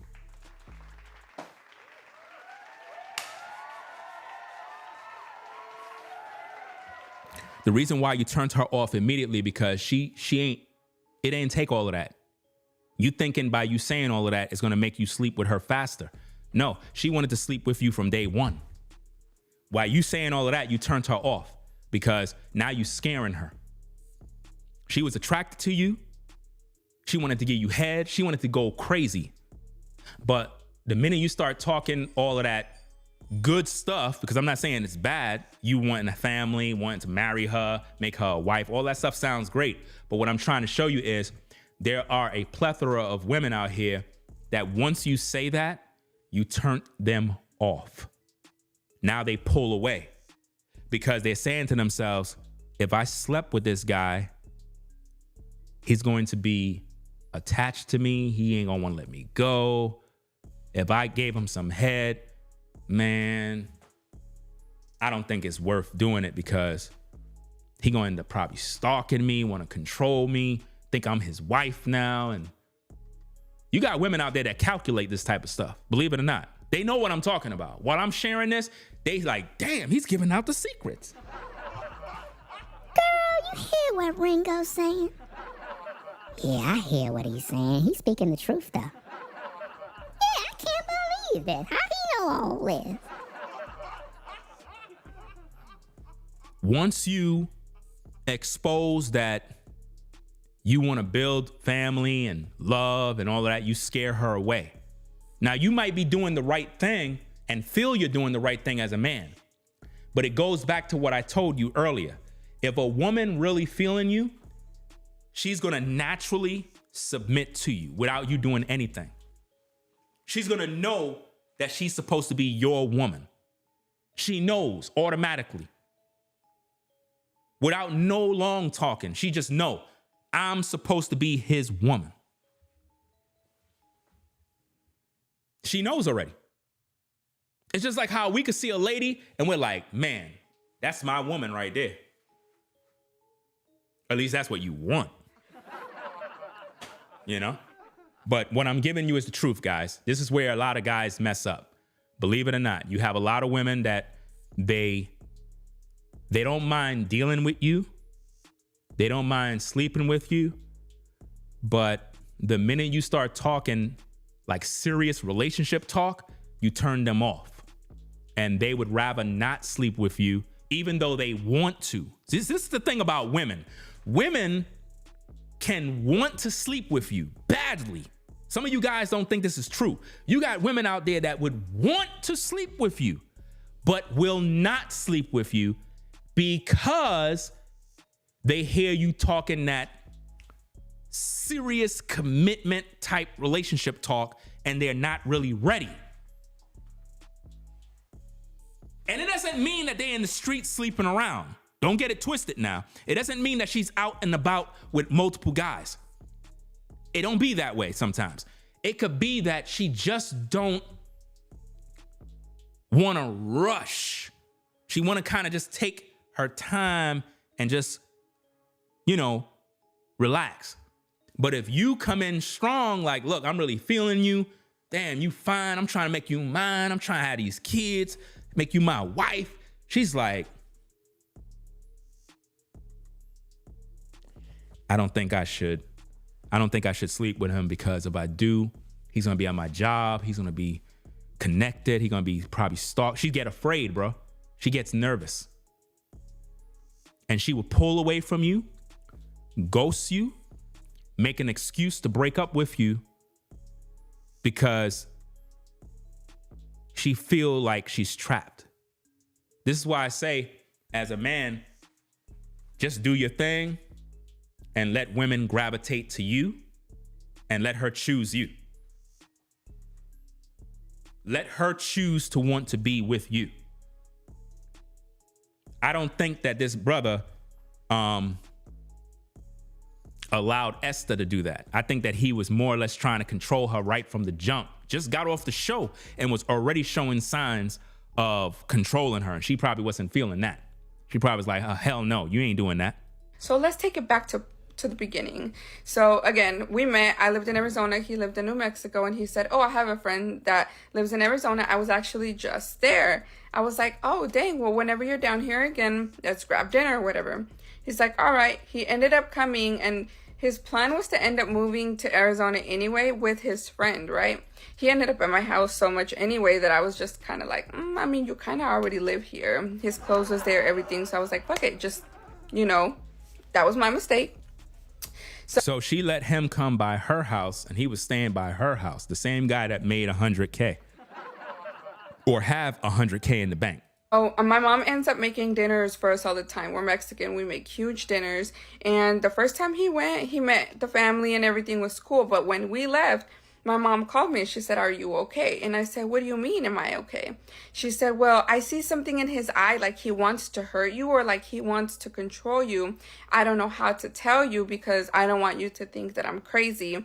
And see, if her mother or whatever was telling her that, is because the mother probably was dealing with men that were just like that. So she's basically telling her some sort of advice, I guess, she see things. Normally your family will see things in a man that you probably can't see. It's sort of like, even in today's day, you can have a woman who's dating a man. He's a pookie, a ray-ray. He's no good, abusive, a weirdo. And her cousins and everybody could see it, but her cousins is telling her, look, get away from him. He's no good. He's bad. He looked like he's going to be violent. And she's like, no, I love him. You don't know what you're talking about. You're just jealous. And it's not that they're jealous. They could see things you can't see. See, back in the day, a man, when he wanted a woman, he would go to the father and he would ask the father for his blessing to take his daughter as a wife, or just to be interested in a young lady. A man would go to the father out of respect and honor and ask to talk to his daughter. That's what men did back in the day. And if there was no father there, he would ask the mom. He would come there and introduce himself like a man. Hey, hello, my name is such and such. I just want to come over and introduce myself. I live in the neighborhood, and I just wanted to say I like your daughter. Guys did that back in the day. They don't do that no more. And it's sad because in those days, families, relatives, they were very involved in who was talking to the women in the family.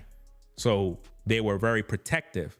So if a Pookie and a Ray Ray came in, you would have the brothers, the nephews, the cousins, everybody would examine this joker to see what his intentions were. Now, we already know he want to smash. There's no doubt about that. If a man is near your daughter, he want to smash. Let's not play games. That's normal. That's life. That's how we all got here, right? The issue is, what are his real intentions? What are his real intentions? Is he trying to get with her because he want to make her a wife? I noticed that something's going on with the internet. What's going on here? Is everything good? Because I noticed that I'm seeing all of this like lagging. I don't know if it messed up what I was saying or not, but let me kind of rewind back what I was saying. I was saying that back in the day, a man would go to the father or the mother to introduce himself regarding his liking of their daughter.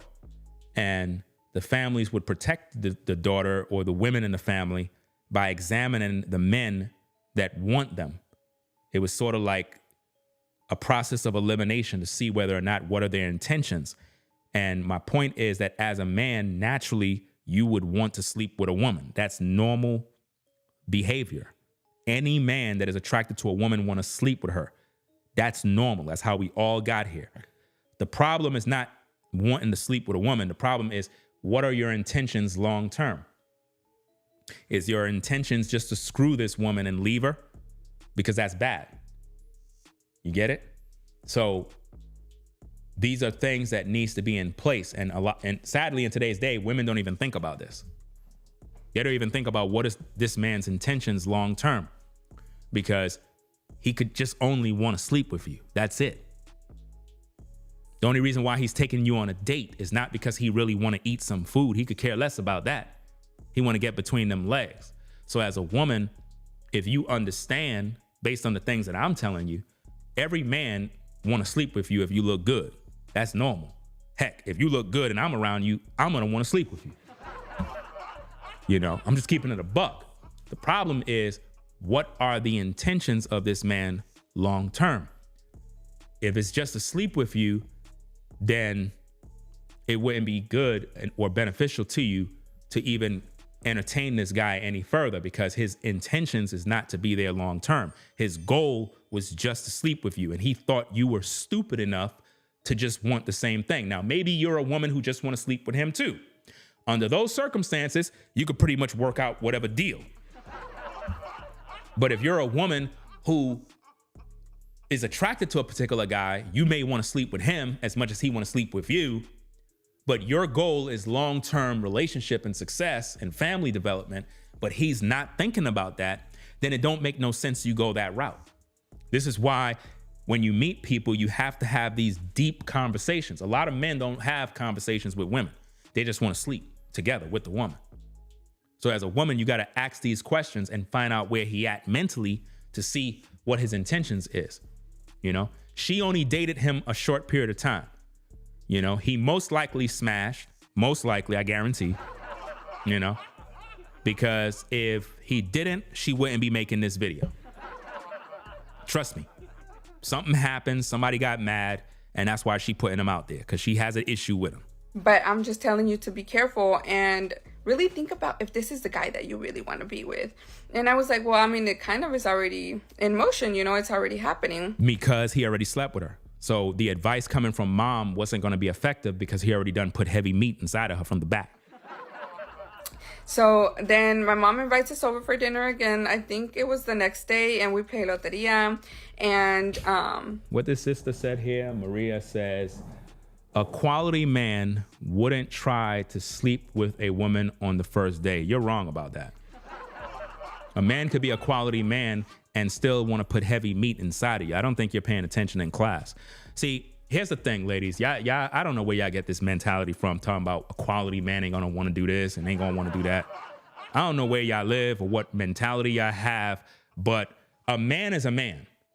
A man is a man. If you look good as a woman and you come around me, I'm gonna put heavy meat inside of you.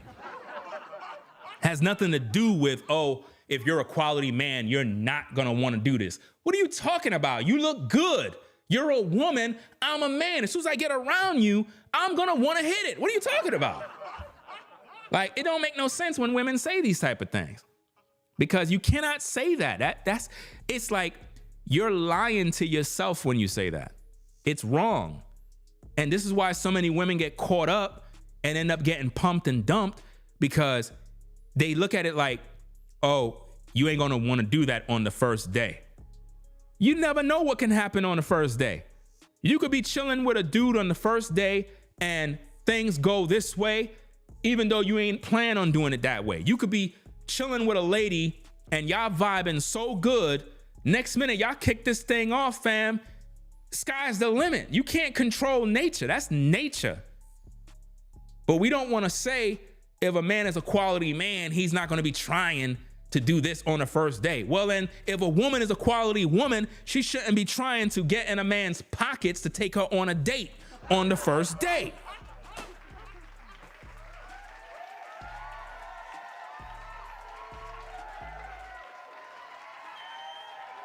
Woman shouldn't be trying to beg a man to take her out on the first date. Woman shouldn't be asking or looking for anything. You know? Woman shouldn't be worried about a man's wallet on the first day. See, it's always flipped on the man. If a man want to sleep with a woman on the first day, he's not really a quality man. And it's not even that you're sleeping with her, but you cannot tell me as a man what's not on my mind. If you're a woman and you look good, if I met with you on the first day and you wearing a nice maxi dress and you got all these curves, pretty feet, pretty toes, looking real good and spicy, sister, I'm gonna wanna smash. But that doesn't necessarily mean we're gonna kick it off on the same day, but you can't tell me that I'm not thinking this when I'm a man. That don't make no sense. Every man is thinking about smashing all day. You know? Just telling you the truth. And I think that if a lady don't understand this, you're setting yourself up for danger, because here's what you're gonna do. Watch this. You ready? This is how, as a woman, you're gonna get played by a man. If you say that, see how the sister said that, right? Now watch this. You'll have a Pookie and Ray Ray, right? He'll read what you said and he'll say, yeah, I know how I can get this sister. I know how I can sleep with her. I'll just act like a good guy. She said, a quality man won't do that on the first day. So what I'll do is I'll just play my role, act smooth, act like I really care about her, and just kind of hold things off, make her think that I'm just this nice guy. And then, because you don't see him showing any interest, you let down your guard as a woman. He end up putting heavy meat inside of you. He played his cards right. He hit it, not on the first day, but he still smashed. And then he's out. You got played. You got played because you thought if a man is quality, he's not going to do that. So he just played the role because you gave him the blueprint. That's why women are always getting played every single day. They get played all the time. I keep telling ladies this. Every man is going to want to sleep with you regardless of what the situation is. If you look good, I'm trying to put heavy meat inside of you. I'm a man at the end of the day. I can meet you today. You look good. Trust and believe it. I want to be all over you. If you're a fine sister, I want to be feeling you up and down, same day. Doesn't mean I will. Listen to me listen to me carefully, ladies. It doesn't mean I will, but it's on my mind. Because if I didn't feel that way, I would not even be around you. If I'm not attracted to you sexually, I would not be around you. What am I around you for? Why would I want to be near a woman I'm not attracted to, that I don't want? It makes no sense. Guys, would you want to be around a woman that is unattractive, that you don't like? You ain't want to be around her. What keeps a man excited is the fact that he likes you and he's sexually attracted to you. That's what keeps him there. There's no way around that. I think that a lot of times women don't have a good understanding of men, and this is the reason why they get in so much trouble in the dating game, because it seems like they keep meeting all the wrong men. And the men that are the real men, they just can't get next to those guys because they judge the good guys based off of the Pookies and the Ray Rays that they deal with. See, I'm keeping it 1,000, but a lot of these women, right, they'll avoid a guy like me, but they'll get caught up in the trap with the guys like the Pookies and the Ray Rays and end up pregnant out of wedlock. Happens every single day. Every single day. Let's get back to the tape. I guess he was just like, no, I don't want to go. Like he started little by little, kind of not wanting to be around my family. And I don't know if he noticed that my family didn't really like approve of him or whatever. I'm not too sure. So her family didn't approve of him, and she was with him, right? So which mean she already knew about some of his toxic ways, but she stuck it out with him because he put heavy meat inside of her. See, the thing about heavy meat, if I can talk about it, right? a lot of times, right? And we got to break these false narratives about relationships, like, oh, women want a man that got a bunch of money. Women want a man that is 6'3", this, that, muscular. All of that is baloney. If you put heavy meat inside of a woman, bro, listen to me very carefully, guys. If you're able to put heavy meat inside of a woman, make her feel good, give her the work of God, touch her body in a way that she never been touched before, explore her body in a way that never been done before, give her an experience that she never gotten before. It doesn't matter what you got. You could be broke. You could have no job. You could be homeless. That woman's still kicking it with you. I don't care what nobody say. I don't care what nobody say. All these women are liars. All of these women are liars, guys. You got women out here with great jobs. You got women in the medical field. You got women out here that are professional dentists. You got women out here that are lawyers, attorneys, and they're dealing with a man that got no job. The man got no job, but he putting heavy meat inside of her, deep. This man is putting heavy meat inside of her. This man is eating the box. This man is eating the back. This man is sucking toes. This man is doing every single thing in the book. And she with him. And he don't got nothing. He don't got no savings. He don't got anything. But she's still with him. So the truth of the matter is, all of that stuff women be talking about, oh, a man got to make this, he got to have that, got to 6 figures, all of that is baloney. You give some woman some damn heavy meat, put that work on her, I guarantee you, she don't mind you work at Target. She don't mind you work at the home improvement store. She don't care what car you drive. As long as you know that you're that guy in her life, you put some heavy meat inside of her, you have great conversations, you're there for her. That's all that matters, guys. Don't let them fool you with all of these lies today. They be lying to a lot of you guys. Because a lot of times, if you go check these women backgrounds, they're dealing with a pookie right now. They got a pookie in their life somewhere who's putting heavy meat inside of them from the back, deep. And don't give her the extra 2 inches.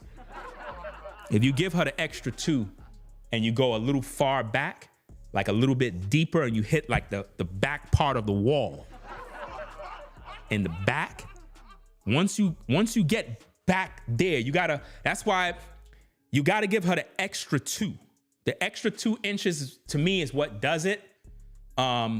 Because, and see, with a black woman, it's kind of difficult to give her the extra 2 unless she's a slim sister. This is why I like slim sisters.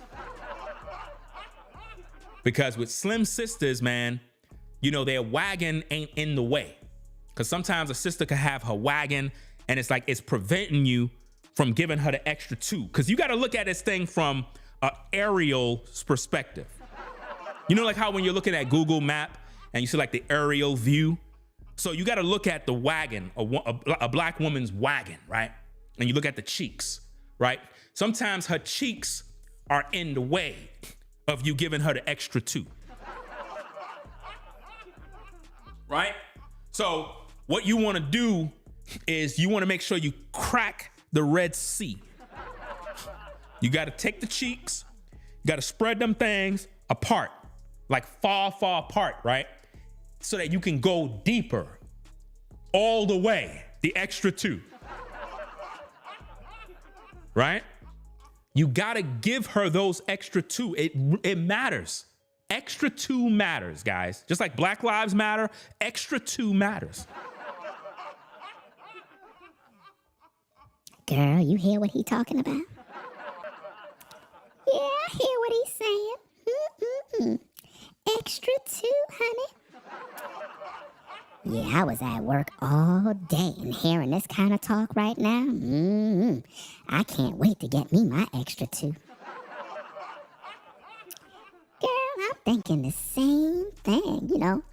There's a particular guy I was checking out. I wonder about his extra 2 too, because, you know, my wagon be in the way. Well, girl, not me. I'm kind of slim, you know. I'm a petite sister. So, you know, for me, I'm able to get it all.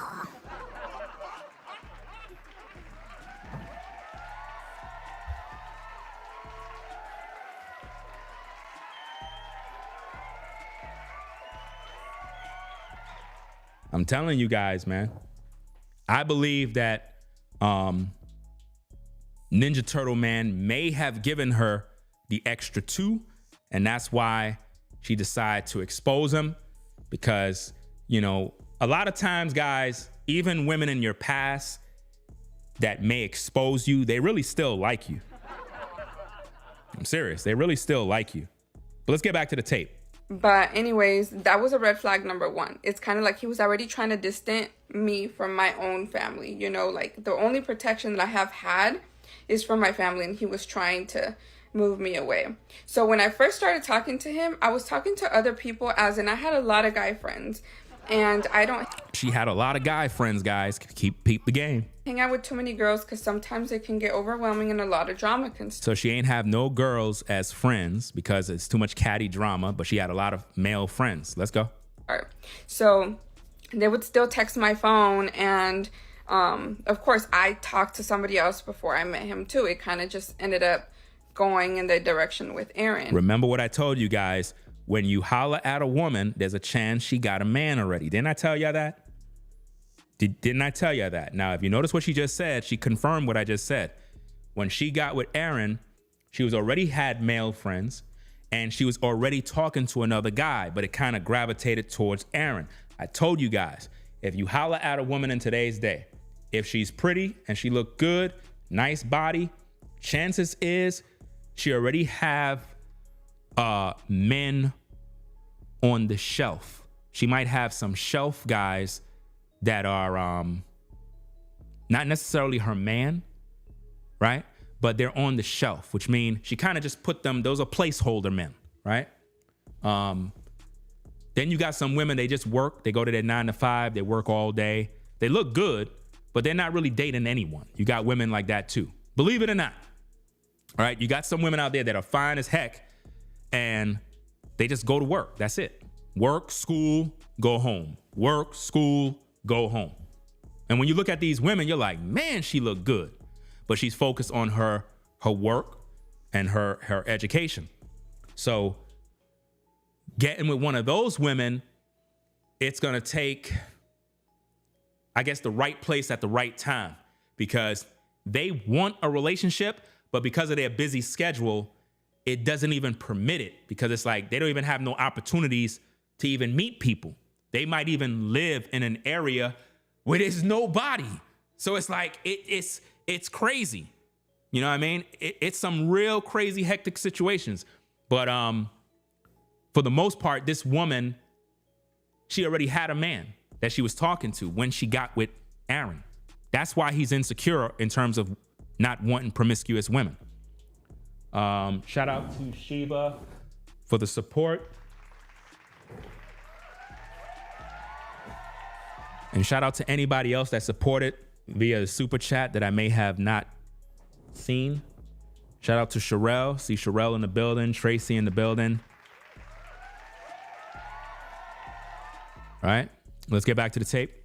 And so they would text my phone, and he would check my phone every few hours. Every time a vibration would go off, every time I'd get a notification, he's looking at me like he wants to, like, literally do something to me. So she's basically saying that he looks like he wanted to hit her.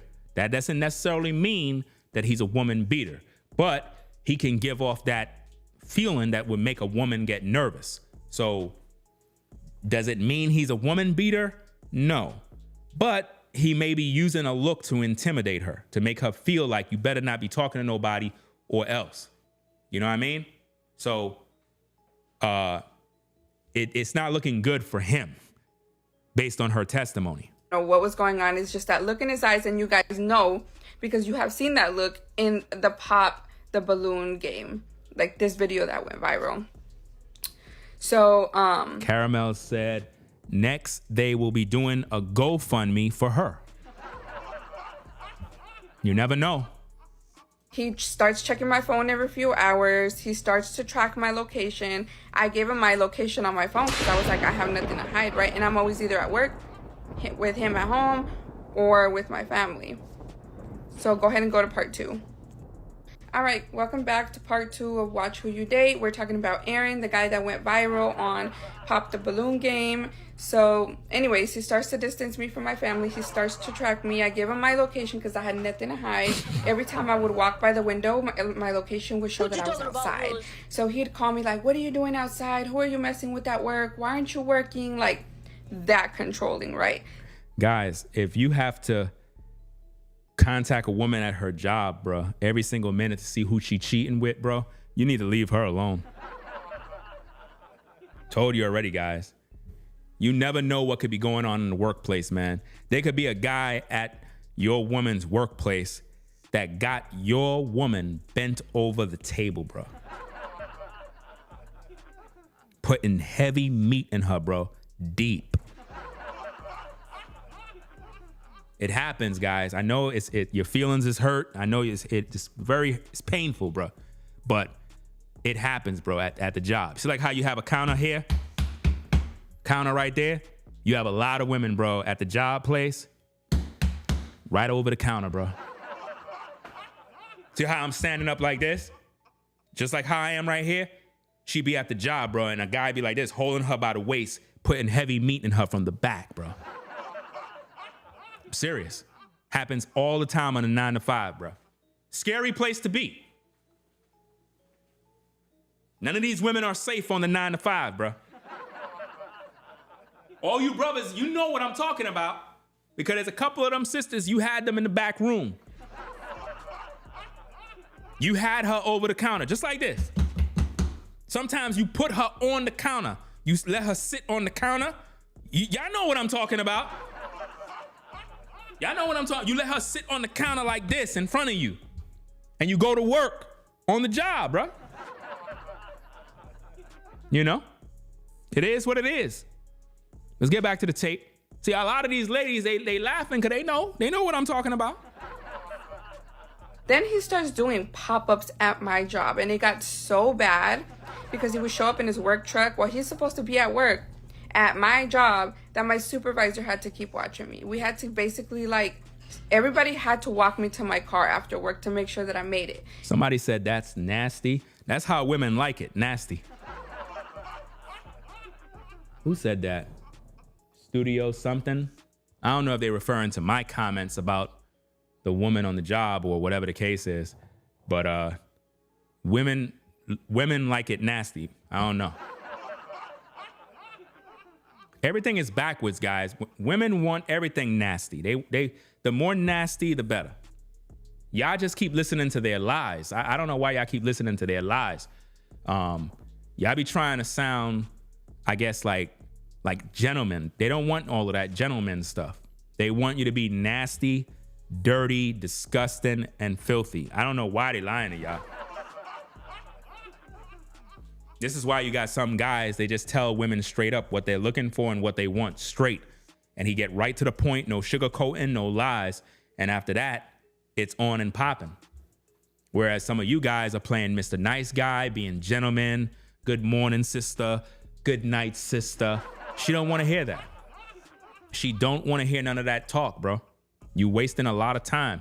Guys, while you wasting your time saying good morning, sister, good night, sister, there's 1,000 other guys trying to talk to this woman.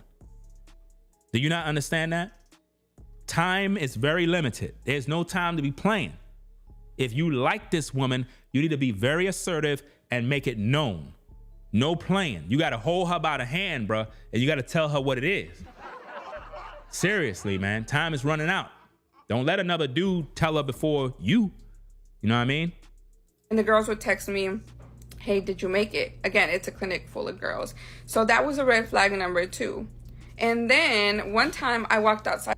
Maria said, nice guys wins in the end, bad advice. Where's your husband? Here we go. Here we go.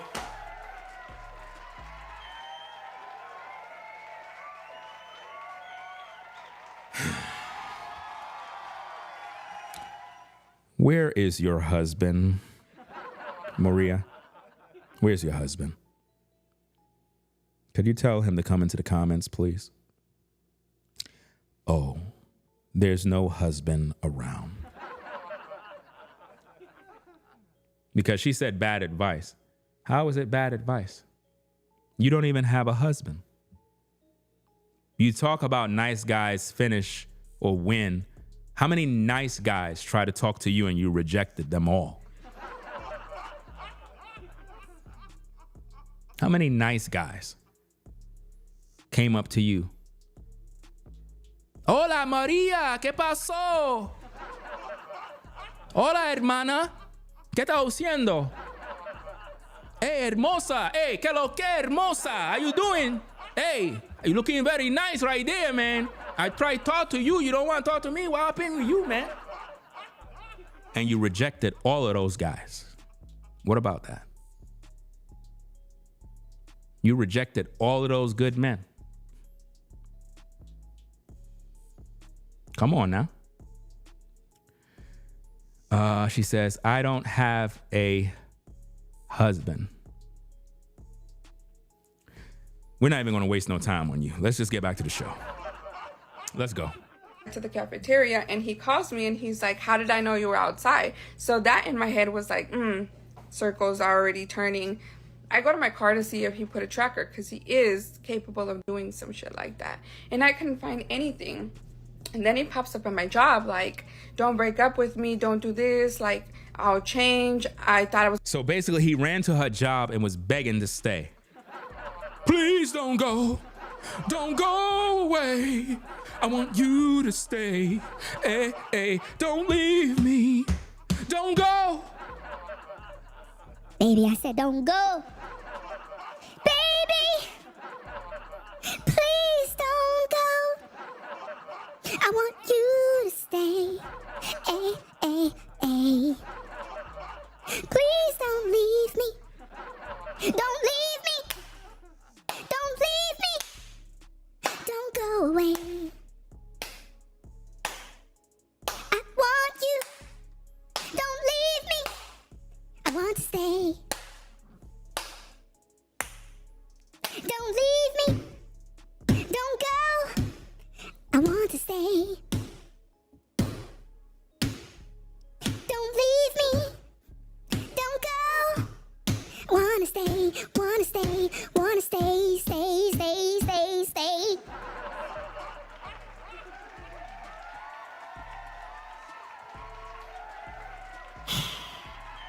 So he was begging her to stay.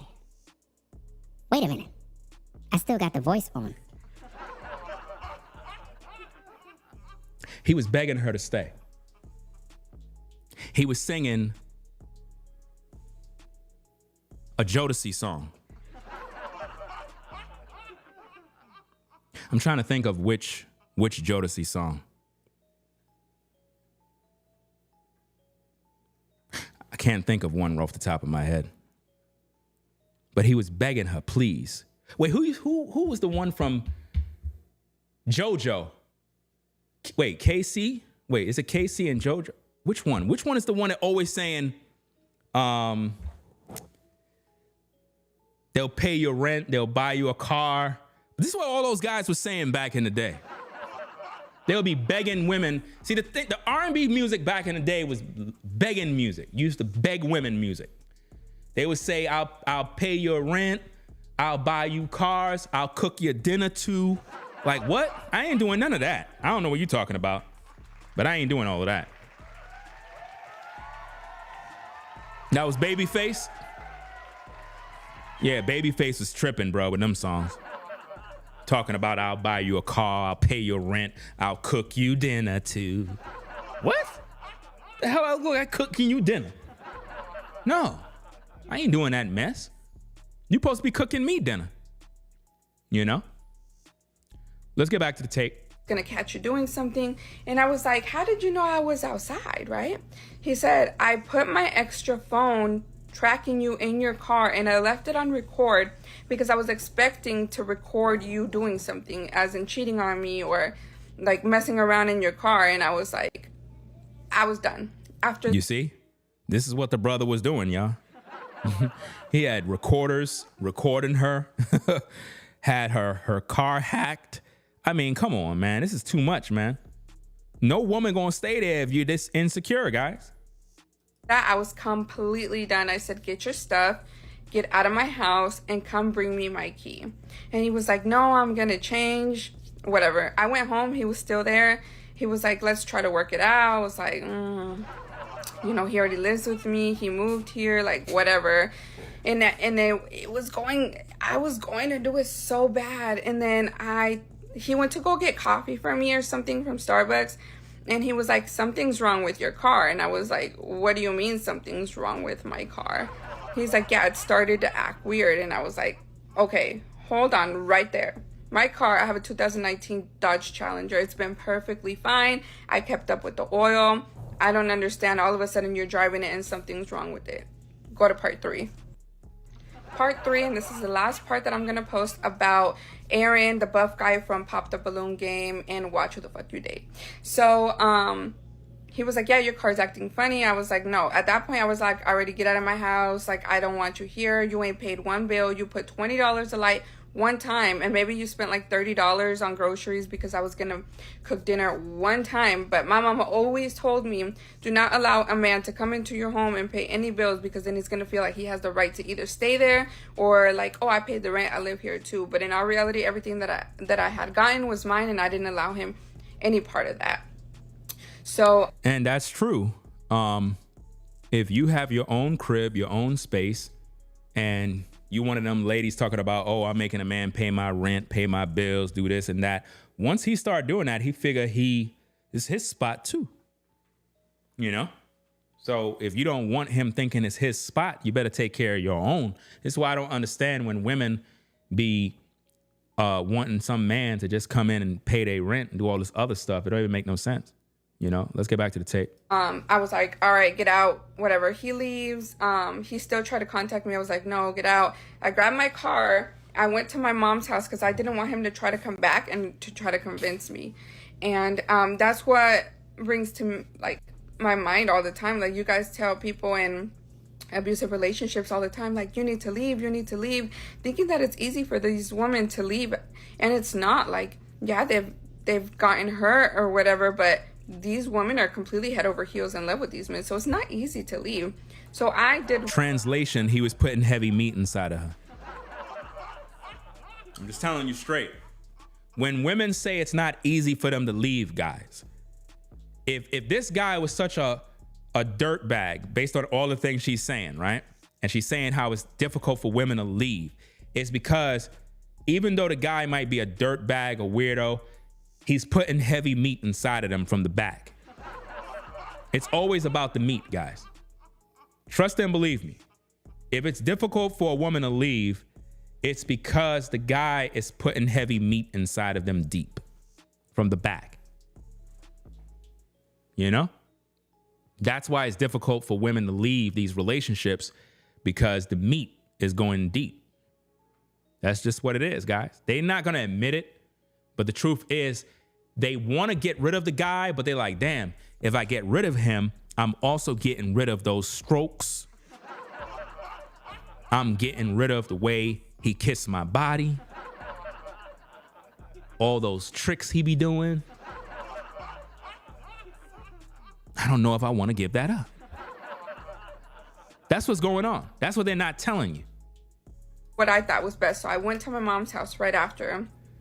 And he's calling me like, dang, you're already at somebody else's house. You're already cheating on me. I was like, whatever. And on my way to my mom's, I start to feel that my car is starting to shake. I'm like, dang, like, what is it? I took it to 2 different mechanics that were like, it was the spark plugs, the ignition coils. I fixed that. And then I went to another mechanic because it started to shake again. And supposedly it was the same thing. They fixed that again. So I went to a 3rd mechanic and he's like, I think they might have put sugar in your gas tank, but I would need to take out the gas tank to make sure. And I was like, no, I don't think he would be capable of doing something like that. Whatever. So I couldn't find what was wrong with it. At this point, I had moved out already because I was so scared. My mom had let me borrow money because I needed to move out before my lease was up, so he didn't know where I lived. I moved apartments. So at this point, I went and got a new car. I went to the dealership and I got a new car. I changed my car. And when I asked him, hey, did you ever find out what was wrong with my Challenger? He said, yes, there was sugar in the gas tank. So this man put sugar in her gas tank, bro. You supposed to be putting sugar in her back door. I'm just saying. He put the sugar in the wrong tank. He put sugar in the wrong tank, bro.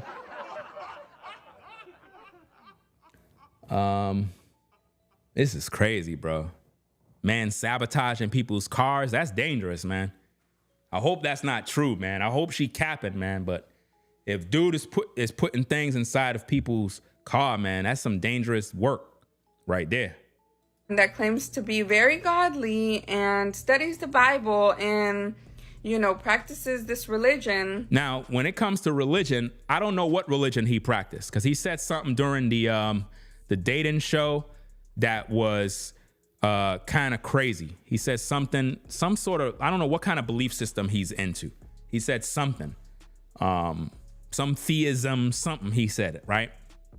That doesn't mean he repped the Bible, right? So it's like, I don't know what he believed, but she's calling him out by saying he repped the Bible or acting like it, but he don't really live by it. Something along them lines.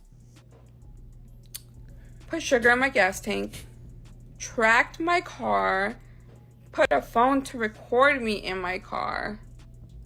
And I would do things like say everything he needed to hear, like, yeah, I cheated on you, like, because I was so scared of him being crazy. Like, this guy has a record. You guys don't know that. You guys really need to be careful who you make famous on this app. I don't want to say anything else because I feel like I already opened up a big can of worms. If you guys have any questions, I'll answer them, but I don't want to make this any more parts. All right, now y'all, I know you've been waiting for updates. I have not been posting anything because it got a little out of hand, but I know you guys have seen the videos go crazy on WorldStar and IG and Twitter now. I didn't even have a Twitter and I got it sent to me from everywhere. So let's get something straight real quick. I did not get him fired. And the person who did it, I don't know who it is. I don't even know where he works. So I didn't. See, there was one person that got him fired, not women. He's going around saying that women got him fired on social media. That's not true. He's using that to scam the people out of thousands of dollars. See, he already made $13,000 off of donations with a scam by claiming that he got fired because black women were calling his job. But really, it was one particular person that reported him about something totally different. And it most likely have nothing to do with the show. And that's how he got fired. But he's going to spin it and blame black women. And that's pretty much what he's doing. He know who did it. If you look at the other video that I played with him, he said when he find out who did it, who doxed him or whatever the case is, that situation is going to be dealt with. So he know it's somebody that's close to him. He could be making up the whole story, man, for all we know. Get him fired, and WorldStar happened to just flip it around and somehow said that I got him fired. For all I know, he probably quit, Nothing to do with me. I didn't do it.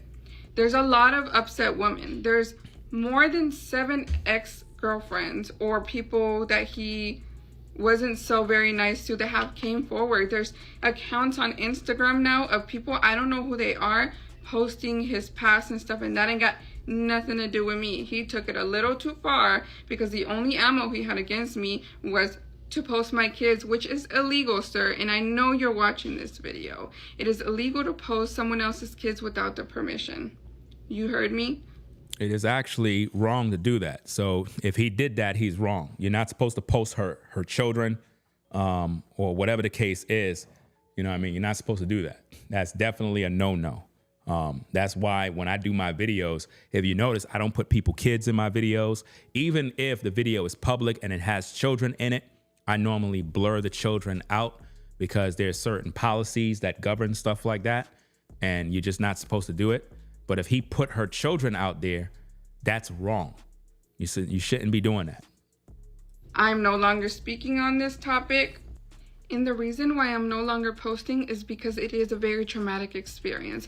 I don't think you guys understand how scary it is to have to watch every single surrounding, every time you get in your car, every time you get a notification, because it brings back PTSD. I don't think y'all understand how it feels on a woman's chest to feel like you can't do anything, like you can't breathe. I just want to feel safe again. I told my story. I gave you guys awareness. Please think about it. I said what I said. Have a nice day. So she shared her truth regarding the situation. She said it was a traumatic experience dealing with him. So basically what she's doing in all sense and purposes is trying to just warn women to, to be on guard and be careful out there, because he might have some screws loose. I mean, any guy that would dress up in a Ninja Turtle costume and go to Walmart gotta be a Looney Tune, man. At the end of the day, I just don't, it just doesn't make any sense. And again, if you're on the Ringo TV Raw channel, you can't see what we're seeing on this channel. You got to go to the Ringo TV Reactions channel. That way you're able to see all the footage. I'm streaming on 2 channels at the same time, right? So this guy has been exposed as being a scammer. We're going to see how long he keep the GoFundMe up. Once it hit 15,000, he's supposed to close it, right? Because I already done gave you all of the receipts that when he hit $9,000, the goal of the GoFundMe said 1,000. It was at 1,000. So how he switched it up. Think about that, fam. And all of this is over being on the show, talking with this woman in whom he said was a gold digger and just after his money. But I haven't seen no videos from her going at him yet. And if there are any videos of her going in on him, send me those videos on Instagram at Ringo TV Raw, right? Because I would like to see those particular videos to examine the tapes, find out what's happening. But let me see if I could do this real quick. If you look right here, when his GoFundMe reached $9,010 raised of a $1,000 goal, he originally set his goal at 1,000. When he saw that you ninjas are dumb and you're easily deceived, he said, you know what? I'm going to raise my goal. So at 9,000, his goal was set at 1,000. After I made my first video exposing his scam, he went and edited his goal and put it at 15,000. He edited the goal to 15,000 now so that he could continue to milk the system.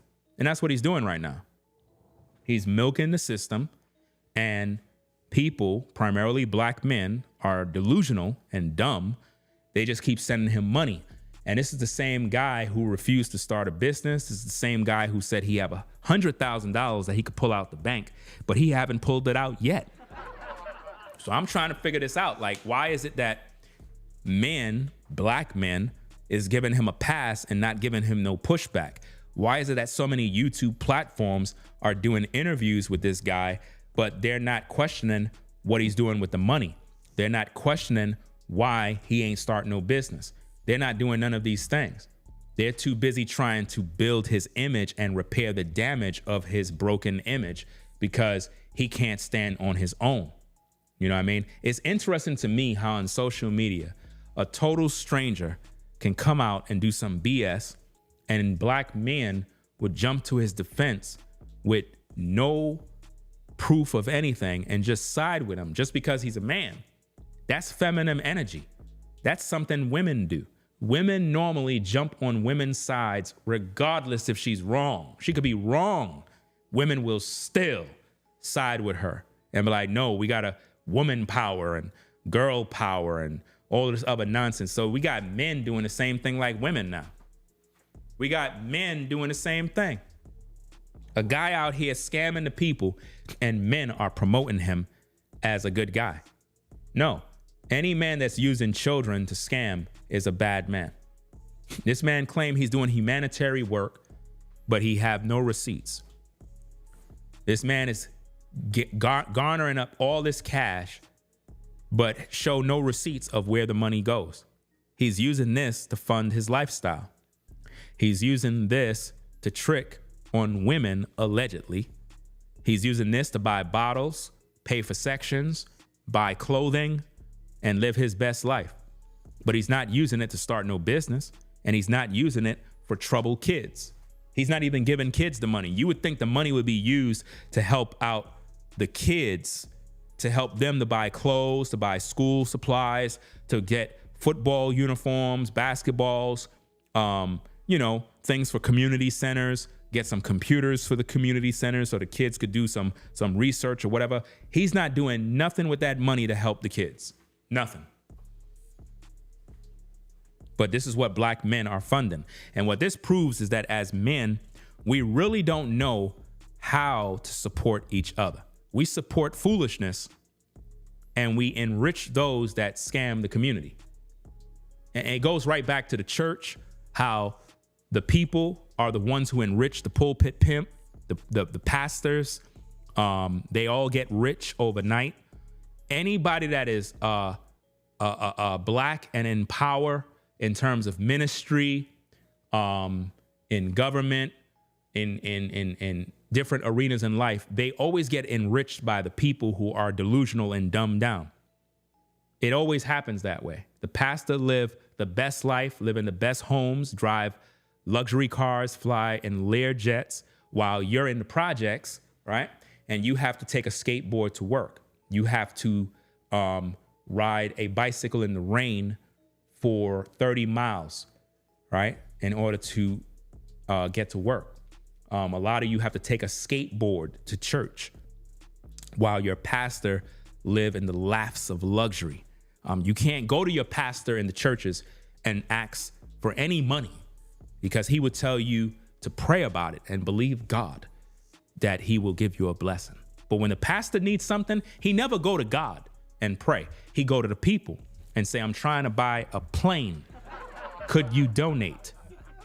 Have you noticed that? The church never goes to God for anything. They come to the people. But when the people need stuff, the pastor tell you to pray about it. Y'all keep going to these crazy churches. God is not in none of these churches out here, fam. Listen to this very carefully. Listen carefully, guys. I know you're upset. I know a lot of you Christians and believers, you're mad at me when I say this. But God is not in none of these churches out here. None of these churches. All these pastors are all false. Just look at your so-called pastor. What is this guy? The shiny suit wearing pastor that scammed the woman. Look at it. He just gave him 9 years in prison. They just gave that brother 9 years. We're going to do a video about that too. We're going to do a video about it. They just convicted him. He's going to be serving 9 long years in prison. You know what I mean? Yeah, Whitehead. He going straight to pen. Right where he belongs, fam. I tell you, all these shiny suit wearing, Gucci shoe walking, Prada jacket wearing pastors are all false. They're all false. All they do is scam people. That's all they do. He's been scamming for a long time. He just got caught. All these pastors are criminals. All of them. Creflo Dollars, TD Snakes, Benny Sin, Kenneth Copeland. All of these guys are criminals.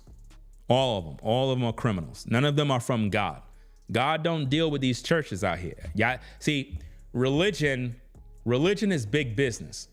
Even out here in North Carolina, right? Even out here, right? You wouldn't believe how many churches I've passed. You wouldn't believe it. There are churches everywhere.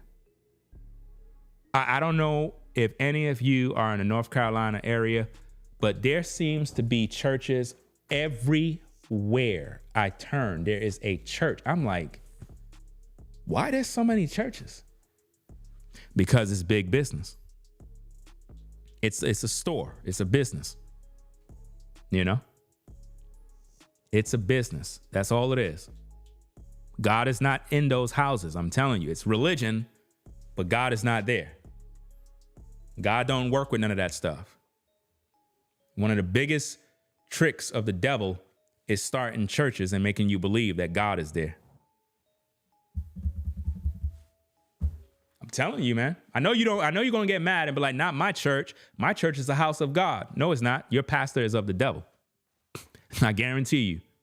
Your pastor don't preach the Bible. He don't live by the Bible. And y'all just paying all his bills. And he never worked a day in his life. Right? It's big business. That's all it is. So, hey, we're going to get up on out of here. I got to go get me something to eat. It is what it is. I'm going to probably be back on later on. I'm going to try to dish out 3 streams. I'm going to try to be consistent till I get the studios connected and all sorted. Because like I said, I'm still waiting on certain deliveries for the downstairs studio. It's looking really, really nice. Like I said earlier in my other stream, you're going to enjoy the downstairs studio. Even the upstairs studio is going to be dope. But the one downstairs is going to be very interesting because nobody on YouTube have a setup like this. Nobody. No one. I'm telling you, when I said I take things to the next level, I'm not playing. To the next level, right? So shout out to everybody that support the show because that's where your support goes. Right?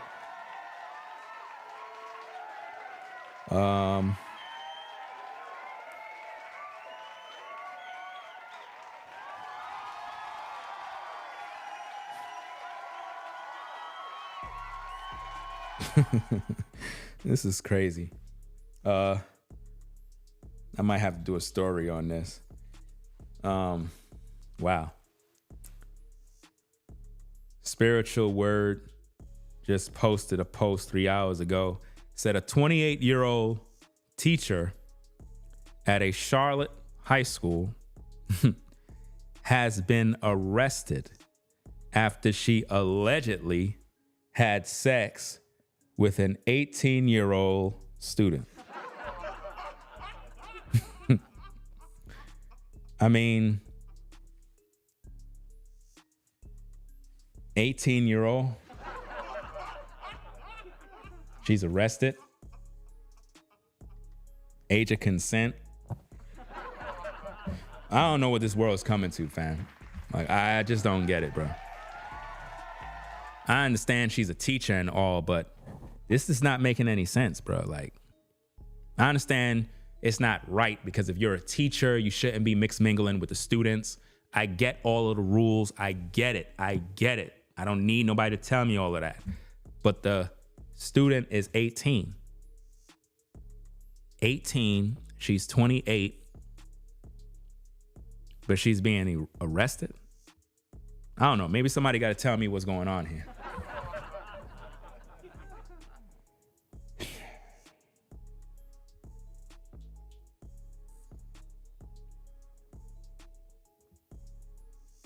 Trust.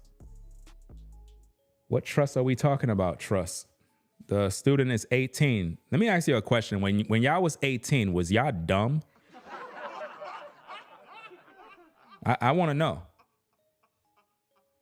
I don't know. This internet bugging out, man. I'm going to wait for it to finish bugging out. I don't know what's going on. Is everything good with the internet now? Is it finished, tweaking? It's still tweaking. Let me shut down the Ringo TV Raw channel stream first. So, hey, peace and blessings to those on the Ringo TV Raw. I'm going to shut that down and focus only on this one.